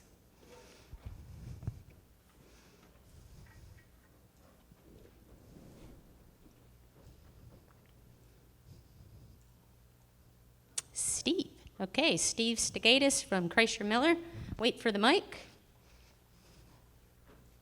Thank you. Thank you, Jim. You talked a lot about the robust we. Is there any insight you have on the healthy me side of things from maybe some of the habits you've employed? Yeah, so I was focusing today on the robust we. Just let me go back to the equation here. So like I said, this is now our formula for development in our organization. So my executive director of people development, it's like, I want you working in this area, I want you working in this area, and we work, of course, in this area. So the failed ERP process, it was very clear that our work community, there was so much fear around change. And as I said, we have a lot of old order Amish. And they literally use the computer as a hammer to hit a nail. They know to do this with this instrument to accomplish this. They don't have the knowledge that many of us do of a larger kind of computer ecosystem and what's underneath the hood, so to speak. And they were really fearful of failure. They were really fearful, as we discovered, that maybe they'd have to quit their job because they can't adapt. So it was this fear and lack of confidence in myself. So I said to an executive director of people, one of the things we're going to do is we're going to work. So I developed a worksheet on a personal development planning worksheet. And one of the first things is self-assessment and self-understanding, self-knowledge. So we started using Strength Finders assessment. And we've now done it to that whole team of 80 people that I talked about. And what we discovered was we are way overrepresented on the skill or the strength of responsibility. We are at 70% and the national average is 19. Responsibility theme, I mean, I'll just be honest, we started third base with our employees. We just have an incredible workforce. They work hard, they come in, they don't call in sick, et cetera, and they care so much. So that 99.6% customer satisfaction is really about our people and the responsibility they feel to deliver the service and the product that we promise. When I hired our marketing director, I said, you will never have worked at a place in marketing that delivers on its promises like we do because of our people. So, but that was also counter to change because now I couldn't serve that customer as well. So we're talking about this. We're talking about this responsibility. And another one of our big strengths is harmony. 50% of our people want everything to always be harmonious. Well, imagine in a computer change.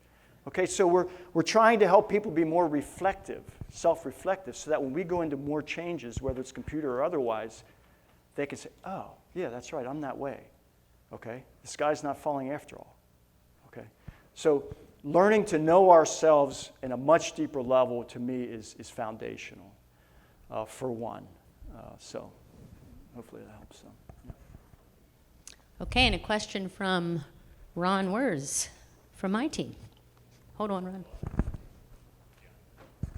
So you determined how to get a great organization running. How do you change your HR to make sure that you hire only people that fit into that mold? Or what do you do differently than you did before?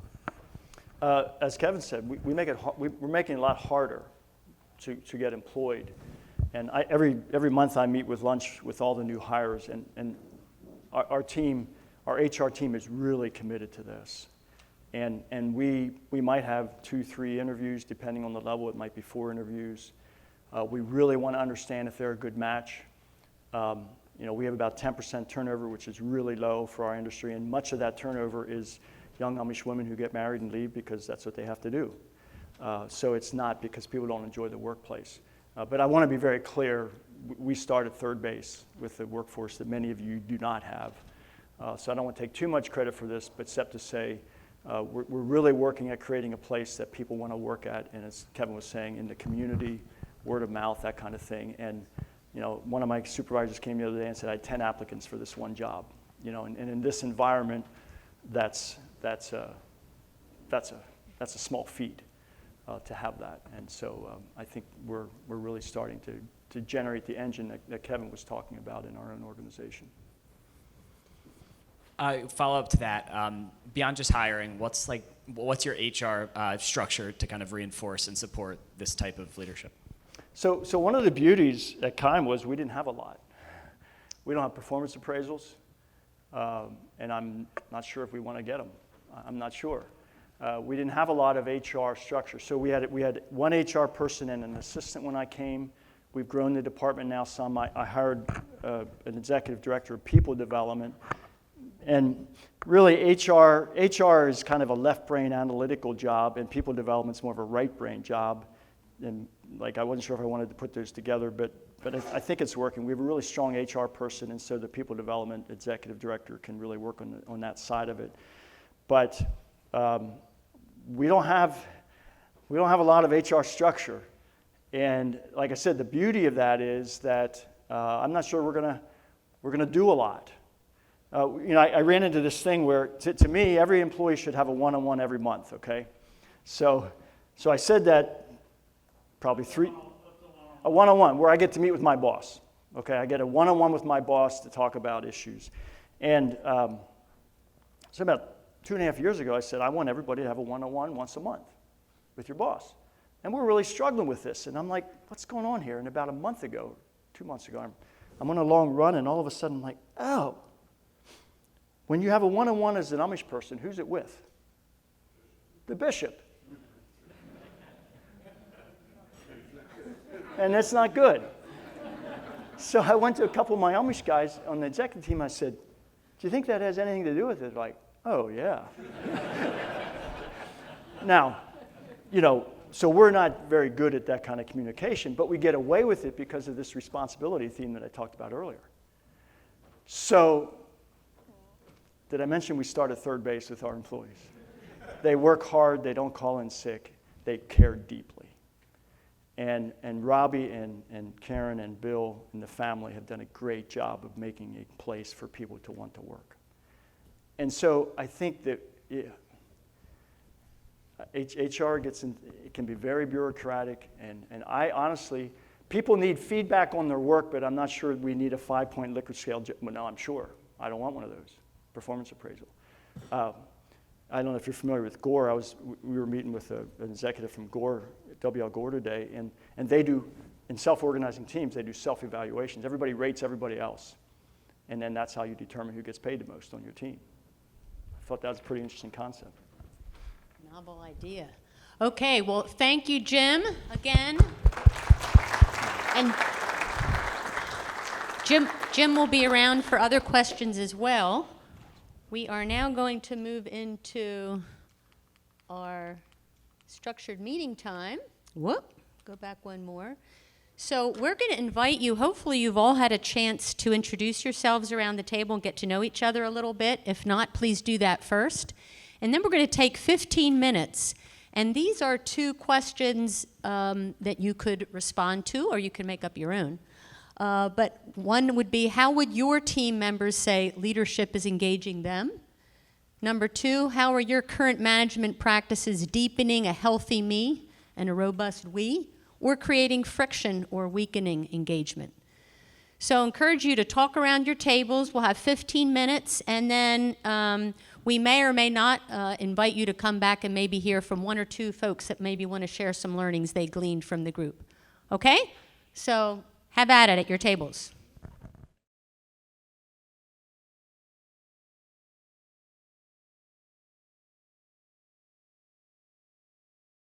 So I'm really interested in this conversation because at Keim, we have overtime embedded into our culture in a significant way. Over the years, Bill, the 3rd generation, he would hire people and not pay top salary, but you can work all the overtime you want. And overtime in many ways is out of control for us. And it is so embedded, and I don't know quite where to start with this. We know we have to deal with this. And so Kevin's going to give me the answers here in the next 15 minutes. Because what I understand, well, you can tell the results and the stories, and I'll just listen and ask questions. Well, I'm really glad this topic came up, and I might suggest we think about it this way. At lunch, we really talked about the gift of voice, and this topic, to me, I think about as the gift of time. As you know, owners and top managers work hard, we work a lot, but we've got a unique opportunity to flex our time when we want to, when we need to, for our families and our lives. It's not just the money that's a benefit of being in a leadership position. There's a higher level of control over our time. What we choose to do with that control is totally up to each of us. But so think about it this way: as productivity improves over time,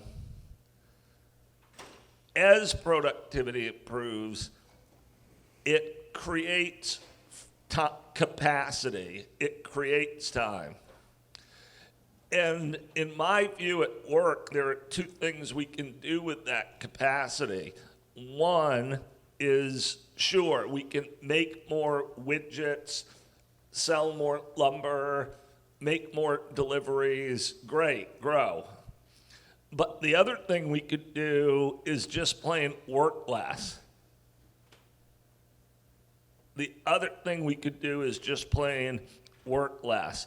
The history of our industry in terms of pay and compensation is so clear, and Jim mentioned it. In our company, people, when I think back to when I started in its history, pay rates were really low, but your paycheck came out because you worked 65 hours. I'm talking about the hourly team. The pay rates were low, but you got to work 65 hours, so your paycheck came out. That was the history of our company. If you, in my view, said, let's invent the worst possible pay system for the 21st century, you'd invent overtime. It rewards one thing only: making the work take longer. The longer it takes, the more you make. The less time it takes, the less you make. It rewards work taking longer. Think about this phrase or thought. You may have heard it before. The work always expands to fill the time. Have you ever hit a point at your work when you're like, I'm done? I never have. I'm just curious. Have you? Like, I'm done. There's nothing left to do, think about, act on, work on. Right? So if our cutoff for stopping is when we finish, we'd never, ever stop. So again, out of a difficult time came this idea of no overtime. Back at the peak of the housing and mortgage market collapse, our sales fell by 50% in 36 months without losing a customer. Just an economic wave you couldn't outrun. And we were trying to keep the team together, so one of our approaches was we eliminated overtime. Initially, company-centered decision to save cost.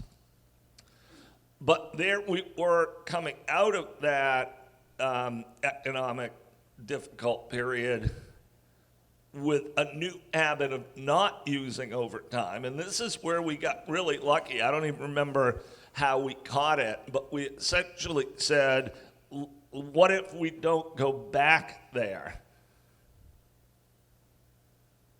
And we didn't.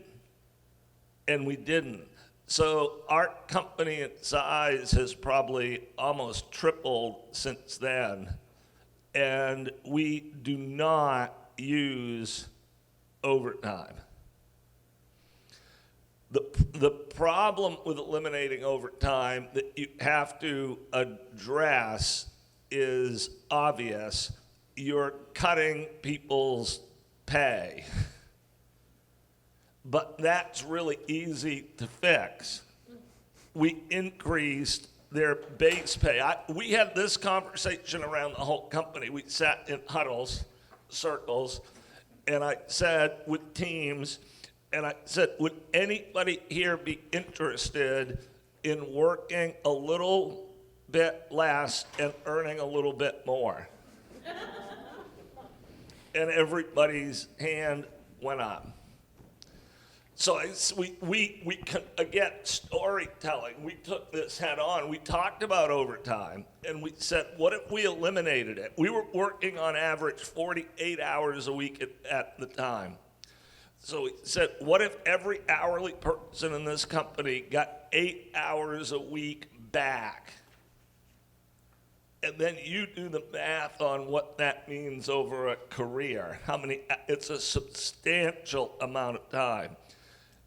We'll increase base pay and build a new incentive system, which we call Performance Gold, either weekly, monthly, quarterly payouts, for which the combination of the two will create higher income than where you were at before. So you are literally going to work less and earn more.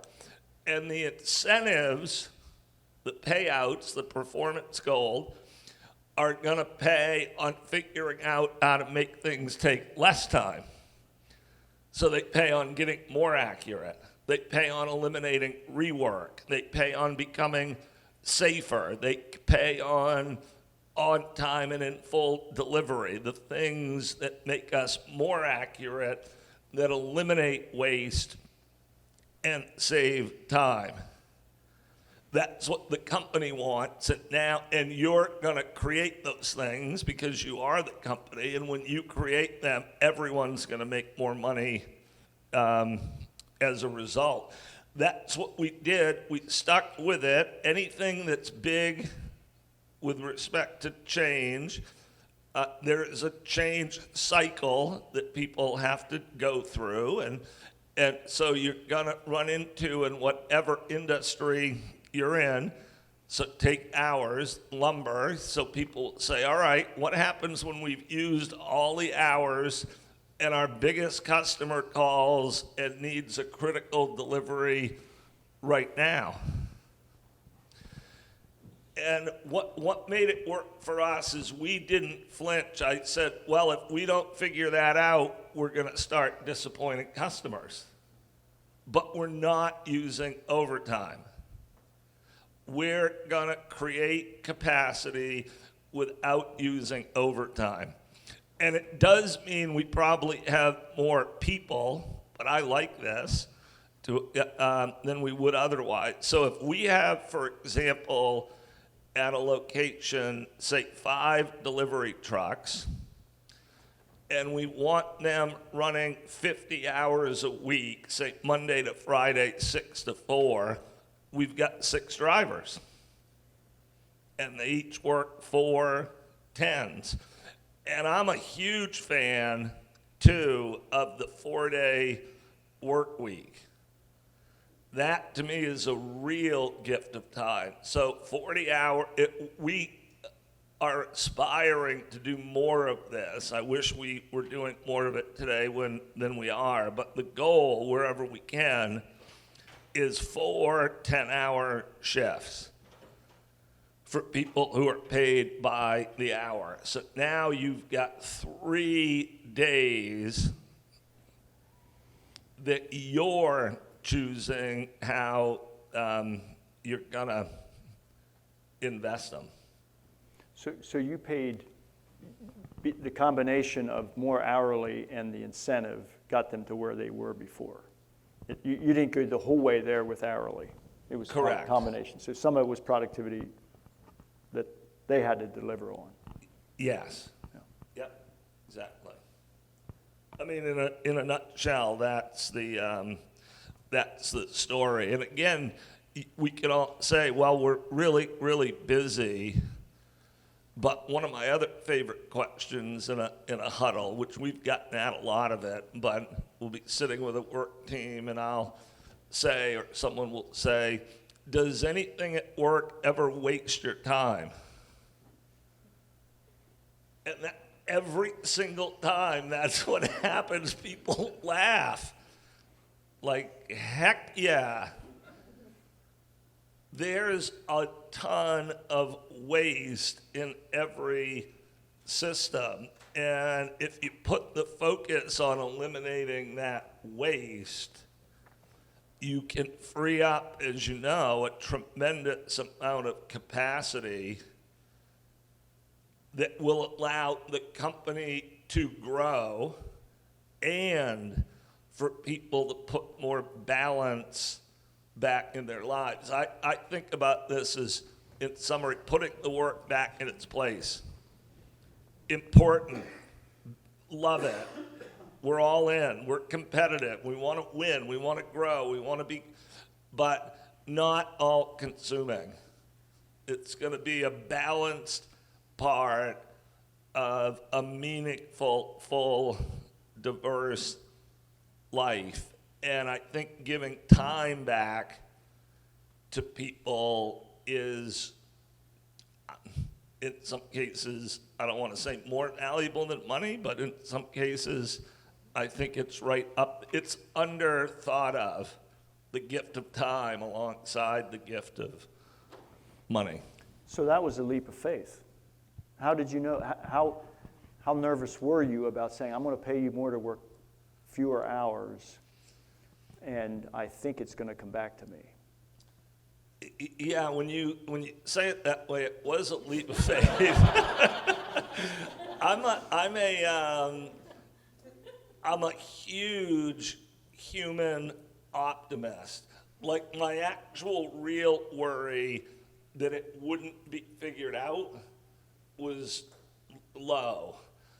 But I knew, because change within an organization takes time, that there was gonna be a curve in solving it. But I took the risk to say, look, if we can't figure this out, we're gonna start disappointing customers. So how did you, how long was this, a period of time till you got from the idea till, and then the productivity piece, the variable pay that they get, each team figure that out on their own? They did, but we also have put a big emphasis on interdisciplinary teams. Our, as you know so well, our big event is a delivery. 85% of what we sell, we bring to a construction site. And when you ask builders what they care about in selecting a material supplier, they will say that when I give you an order, that it shows up when you said it would show up, and that what I ordered I actually get. It's not a very high bar, really. And we've come to call that OTIF, on time and in full. And we created our own metrics around that. But every team, whether you as you know so well again, are in sales, inventory management, order fulfillment, logistics, you're driving, everybody has to participate in that. And so again, this really ties into getting focused on the pursuit of lean, because overtime is such a cop-out enemy of lean. If you can work until the work is done, that's how you end up solving the productivity problems. You just work longer. But when that option's removed, you start focusing on the real fun of work, which is eliminating the waste. And we just found a lot of it. I know with respect to logistics, from like 2012 to 2018, our delivered sales doubled and then almost doubled again, and we didn't add a truck, didn't add a forklift, didn't add a piece of equipment, and had more capacity to respond in an emergency 6 years later than we did when everyone could work as long as they wanted. Now you have my attention. Double delivery twice without adding equipment. Correct. Yep, we measure, our key metric there is journey value. So when a truck leaves the gate, what's the value of what's on it? And that's a journey. We went from making like 12,000 journeys to 20-some thousand without adding a truck to the fleet. And the whole time, everything's getting more accurate. So what causes stress at work and angst? It's inaccuracy. And so you start taking that out, and suddenly, like, things are actually happening like they're supposed to. And so not only, back to the themes of lunch, not only are you working less, but it's way less stressful. And you do have to say, this doesn't mean we're not committed, tenacious, grinding, hustling, and growing. We're doing all that. But it doesn't take a blank check on overtime to do it. In fact, I'd argue that blank check on overtime, which is given in the name of serving the business, is actually possibly one of the biggest enemies of the goals the business really cares about. So the development of the variable pay, each team kind of developed its targets. And then you attached some money, like each team, or you had an average hourly variable pay per employee, like you had an amount that you would say, well, here's the average variable that we will give you if you can achieve these goals. And they created their own goals. Yes, and I would say, I'm just thinking quickly, in total, that performance goal is probably maybe 10% of their total compensation, roughly. So if I was making whatever, $60,000 a year, that might be, what, 6,000. Yeah, there you go. Yeah. Yeah, that's Right. significant. Yeah. Yep. So Kevin, can I ask a question? Please. Like,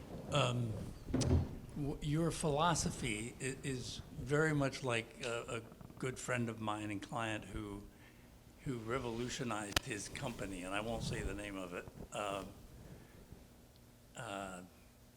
And they were selling a product that people only ordered on their breaks.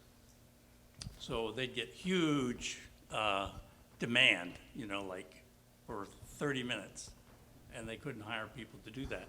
The president sat down, like I think you're talking about, with a brown bag lunch and said, how are we going to figure this out? And they figured it out. And it was no magic. Yeah. It was just listening. And so I'm kind of curious. You're a very spiritual man. And you say you have an optimistic view of human nature, right? Right? So is this transferable to other companies? What other companies, well, let me just say, is this transferable to other companies? Can people in this room actually do this? Because it's not mechanics. I mean, there is a mechanical part of it, right? But you're kind of, the way you think and the way you treat people creates the trust for this releasing of energy, I think. Is that right? Yeah, I mean, I don't see why it couldn't. One of my favorite thoughts is, I'm sure you can prove you're right. So if someone wanted to say eliminating overtime wouldn't work, I'm confident that person could come up with a compelling set of reasons why it wouldn't work. And conversely, if someone wanted to say, yeah, we can make it work, I'm confident that you can come up with a pathway to making it work. But also, of course, key point probably, we're talking about what happened from the beginning of the journey to the end, and big transformations happen in small steps. So what I would say a company might think about is this.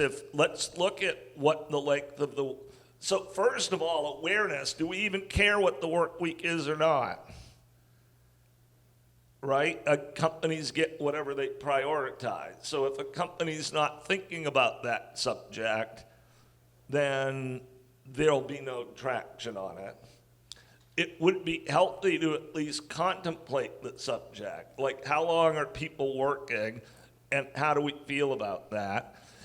And then baby steps. So if the average work week was 50 hours, I think the question is not, can we make it 40? The question is, could it be 49? A little more pay for a little less work. And probably everyone would say, yeah, it's 50 now, it could be 49. And then when it's 49, of course, well, could it be 48? It's in small steps, you can, of course, go a long way.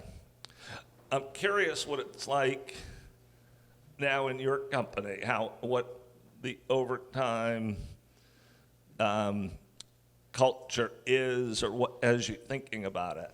It's it's so ingrained. It's what you do, and you people have a lot of free reign to work the hours that they want to work. Now, fortunately, we have people that care deeply and are responsible, but I wouldn't doubt the principle you talked about earlier, that you're gonna need to the time. You'll figure out how your work fills your time. But I mean, Robbie, what would you say? What would you add? You worked with it for more years than I have. I think in Amish culture, it's just really hard work when you work. You work, and that's what you do. Now, the younger generation of Amish don't want to work as much. They want to go fishing for the weekend and leave Friday early and go hunting and all kinds of stuff. It's different. So we're feeling that people don't want to work as much, but at Keim, that's part of what you have to do to get paid more. Right. And then I'm so glad this came up too. This approach challenges an ethos that's really deeply ingrained in us, which has to be thought through, and that is hard work. Right? 'Cause someone could say to me, well, what are you saying? We don't have to work hard anymore? And that's not what I'm saying. But that's really been ingrained, at least in Western society, right? That you show your commitment by, if you push it often, by your length of work time. And I remember back in the early days within our company, it was like the longer I work, the more I suffer, the more I'm showing my love for the company. And that those were the people that got put on the pedestal, right? It's a badge. Right. And I love the idea, trying to think. Jim Collins, this is one of his core ideas. You've probably seen it. He's a great business writer, but he calls it the power of the and versus the tyranny of the or. So the tyranny of the or would be I can give every waking minute of my energy to my company, or I can have a balanced life. Sure. Power of the and. I can love my company. I can be all in on this company. I can be highly valuable to this company and have a highly balanced life. I think this is really this rethinking of work and the work week is going to be a next step kind of evolutionary thought that's still probably a bit beyond where the Western world is today, but I think it's where it's headed, and giving people the gift of time without feeling like the company has to be less than it could be. That takes a minute for us to get our heads around, because we've been so ingrained in I know in the lumber business in Maine, I would go all winter and not ever see my house in the daylight. Because I'd leave when it was dark, get home when it was dark, and again, this is not to say there aren't periods where intensity of time has to go up. There are always critical moments, critical periods, critical years where it's got to be different. But I'm talking about the normative state that we might consider aspiring to. Sorry, because we've actually been talking about this recently. Are you finding, or have you seen, obviously, as a seventh generation, so you have, I'm sure, people that have worked for you for quite some time, and then you obviously have new people coming in. A disruption or a tension between that what we've been ingrained to work, and we work to live and to provide, versus now we're seeing a lot of the workforce that is wanting that balance, that they're working to live. And some of the things that we're hearing from our team is that our more tenured are seeing it as maybe lazier, not as committed, but that's not necessarily the case. And trying to kind of bridge that gap between those different generations, I think. Are you experiencing that? Have you had any experience with moving that in the right direction? Right, great question. We've had enough time at this to have kind of blown past it. Our veteran people who experienced 60 hours for a long time and are now experiencing 40, the vast majority of them tell us they never want to go back once they've tasted it, even though it was hard for them to make that transition at first. And when we do focus groups now on with new employees, and we say, why did you choose to come here? My favorite question, what brings you here? That is one of the most common answers. I was looking for more balance in my life. We just did a video. We really like to promote our company through the voices of the people who work at the company, not me, but them. We just did a video on a gentleman who's now head of one of the filing rooms at one of our sawmills, and he was a chef at a big ski resort, and he made the transition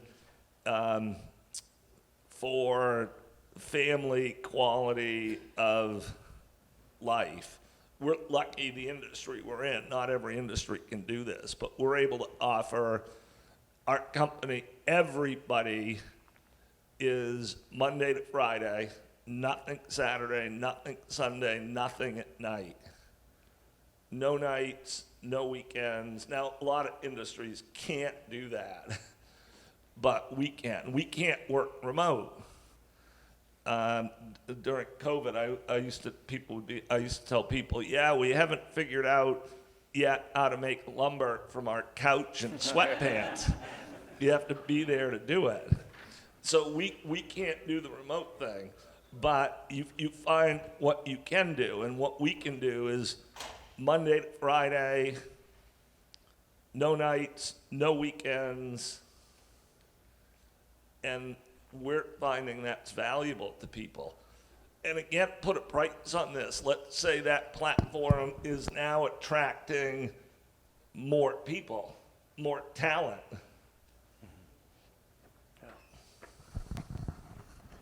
I know you got a time issue. I don't know when your time is, but One last question, if I could. please. Dave Griffith here. First of all, thank you both for your presentations this morning.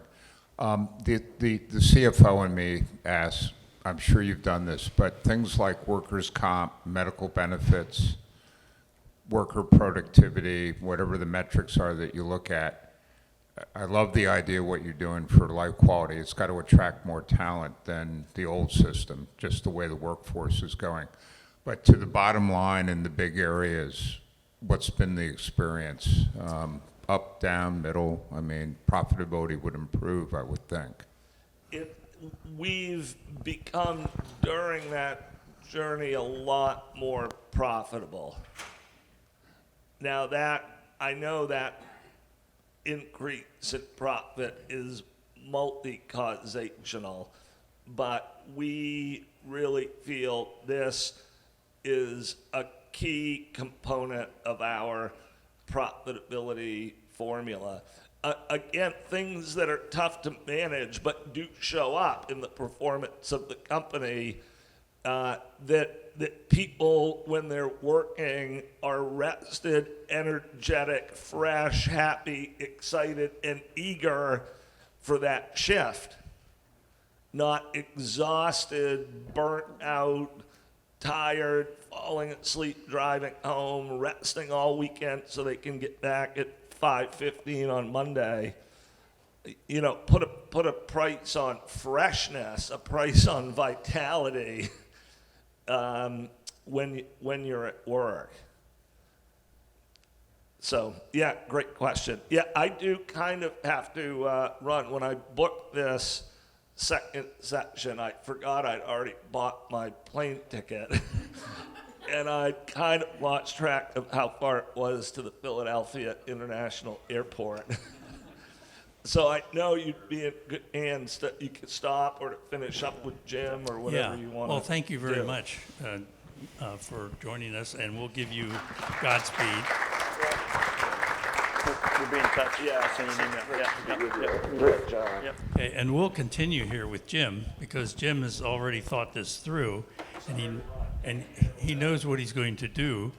With the inventory. I mean, with the overtime. With the overtime. Well, Jim, you and Kevin seem like you have a similar life philosophy, right?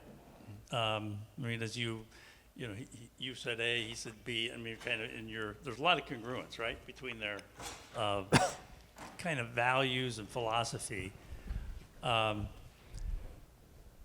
This is you said a leap of faith. It took a leap of faith for you to give the decision over to the ERP, to the group. And I'm the interim chair of his board, so I was walking with him through this. And it was kind of scary, you know, what he was doing, because it was scary whether he made the decision or they made the decision, because it was not clear. So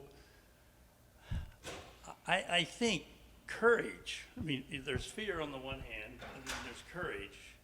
And courage is not the absence of fear. Courage is moving through the fear. So, what is within the I, or the the powerful, what is it in your formula? The robust we, No, the first one. the healthy me. The healthy me. So I think what this kind of confirms your equation, that we, like, to be leaders, we have to be really healthy. Yeah. Okay? And if we're anxious, people we lead are going to be anxious. So Yes. you've thought a lot about that, and I think my friend Ron, who did a similar thing, they like doubled the profitability of their company with less people because of employee input. And when he left, the company reverted back to the old system and less profitability. But they believed in him. He had a robust me, or a healthy me. So I'm just kind of curious about, how do you nurture that within you? You said a little bit about this earlier, or you may have other questions, because I think it really is it's really in the character of the leader. It isn't in the tactics of the leader.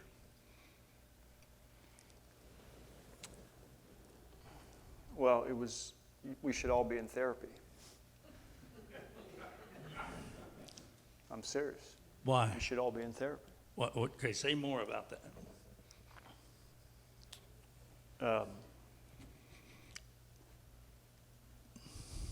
Well, I remember one time my therapist said to me, you have some trauma we have to get to. And I said, I have had a wonderful upbringing. I've had wonderful parents that love me deeply. I've had a great family. What are you talking about? I don't have trauma. And we got to it. And it was significant in my development. So, reading several different authors, Maslow, Richard Rohr, Ken Wilber, there's 3 or 4 folks that say something similar, that they say they just estimate somewhere between 8 to 10% of people love themselves unconditionally. And one of my favorite quotes is, perhaps the world will be saved when a significant number of people believe and experience how much they're loved by God. Perhaps the world will be saved when a critical mass of people understand how much, or experience and understand how much they're loved by God. And if I mean, that's how we create a healthier world. So in other words, we don't need a lot of the population. We just need about 10%, they estimate, of the population that would feel this unconditional sense of love, and we could change the world. And that's, Kevin's idea of beyond, that's what he's working at. And that's what, I so much appreciate Robbie and Karen's vision for Keim. We want to be a change agent in our community. And oh, by the way, we need to make some money so we can keep having this fun and helping people develop and grow. And that's what was so attractive to me about Keim, because I wanted to do in my own business but couldn't achieve for reasons I won't talk about here, but that's what attracted me there. And so developing more people in our organization with a healthy me is what will continue to drive, the development engine.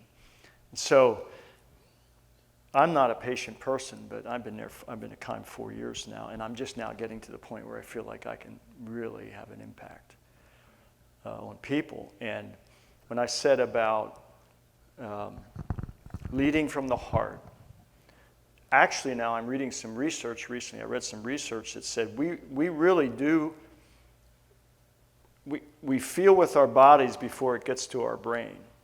So we really do listen from our bodies, but I'm such a head guy. I'm such a logical person. Ask my son who's here what it was like growing up with me. Okay. So, again, we all should be in therapy. I mean, so I went to figure out my fear of heights. My therapist, someone I knew said, I told her I have this fear of heights. She said, give me 2 sessions and I'll give you your money back if I don't cure you. I had never met a therapist with a money back guarantee before, so I said, well, I'm going to try this. You should keep her.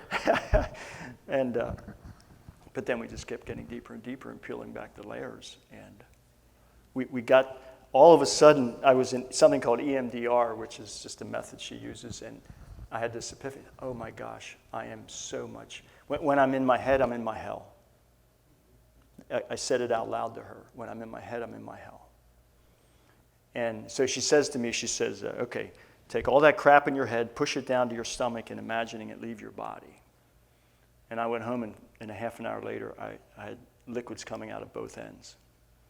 And I thought I got the flu. I was working at a college campus. I thought, oh, the flu bug must be going around. I was sick as a dog for 2 days. Only time I missed work. So I went in a couple of days later, and I said to the health nurse, I said, so is there a flu going around campus? I was just really sick. She said, no, there's no flu. And that was a moment for me where, and it's still a struggle, Henry. But what I said was I listen differently, and people feel it from me. They feel when I'm in my head, and they rebel against it. You can feel the recoil. Like I'm trying to control, and I know the answer. And they feel that, and it doesn't work. If I can lead with my heart in a very different way, it just, people are more relaxed around me. Now here's one of my colleagues here, so I'm a little nervous saying this in front of him. I don't realize it. Well, it's interesting watching Kevin because he's very thoughtful. Yeah. Right? I mean, his whole system of think, behave, and then performance. Now, the leader has to create the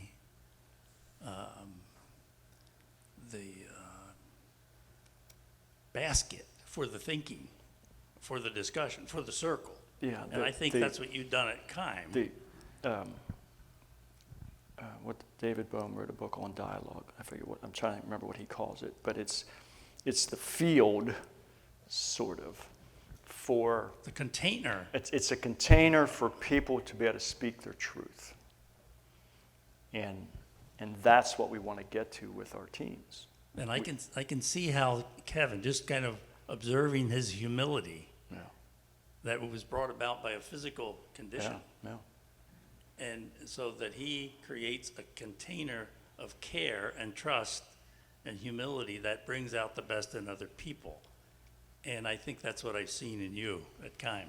Well, when I said about telling a new story and the problems we have don't need to be different, we just need to see them differently. What a great example of that. Yes. And, with our ERP, I mean, we are going at it a completely different. And what was one of the great moments in that, which I didn't share, was when I went to Robbie and Karen. Remember that, Robbie, sometime maybe in February, and I said, we're having trouble. We might blow about $2 million of your dollars. Remember that conversation? And they said to me, we want to be here another 100 years as a family business, so do what you need to do. With that in mind. I mean, how freeing was that as a president? And I'm telling you, we have completely 180-degree change on how we're approaching technology. And the Amish have a lot to teach us about that. And we are saying we want technology to help us be better image bearers to our customers and our coworkers. And that's a quote from, I think, Jesus. But this idea of being image bearers of God's love. Technology should serve that. Help us be better image bearers, not us serving the technology. And, as a society, we're long gone on that one. We're slaves to technology. So the Amish are helping us be more thoughtful about the proper place of technology in our role, in our work. And so I'm so grateful for the failure. That's the story, and I'm sticking to it. Okay, it's a good story. Well, thank you, Jim, and thank you to all of you for being part of our community.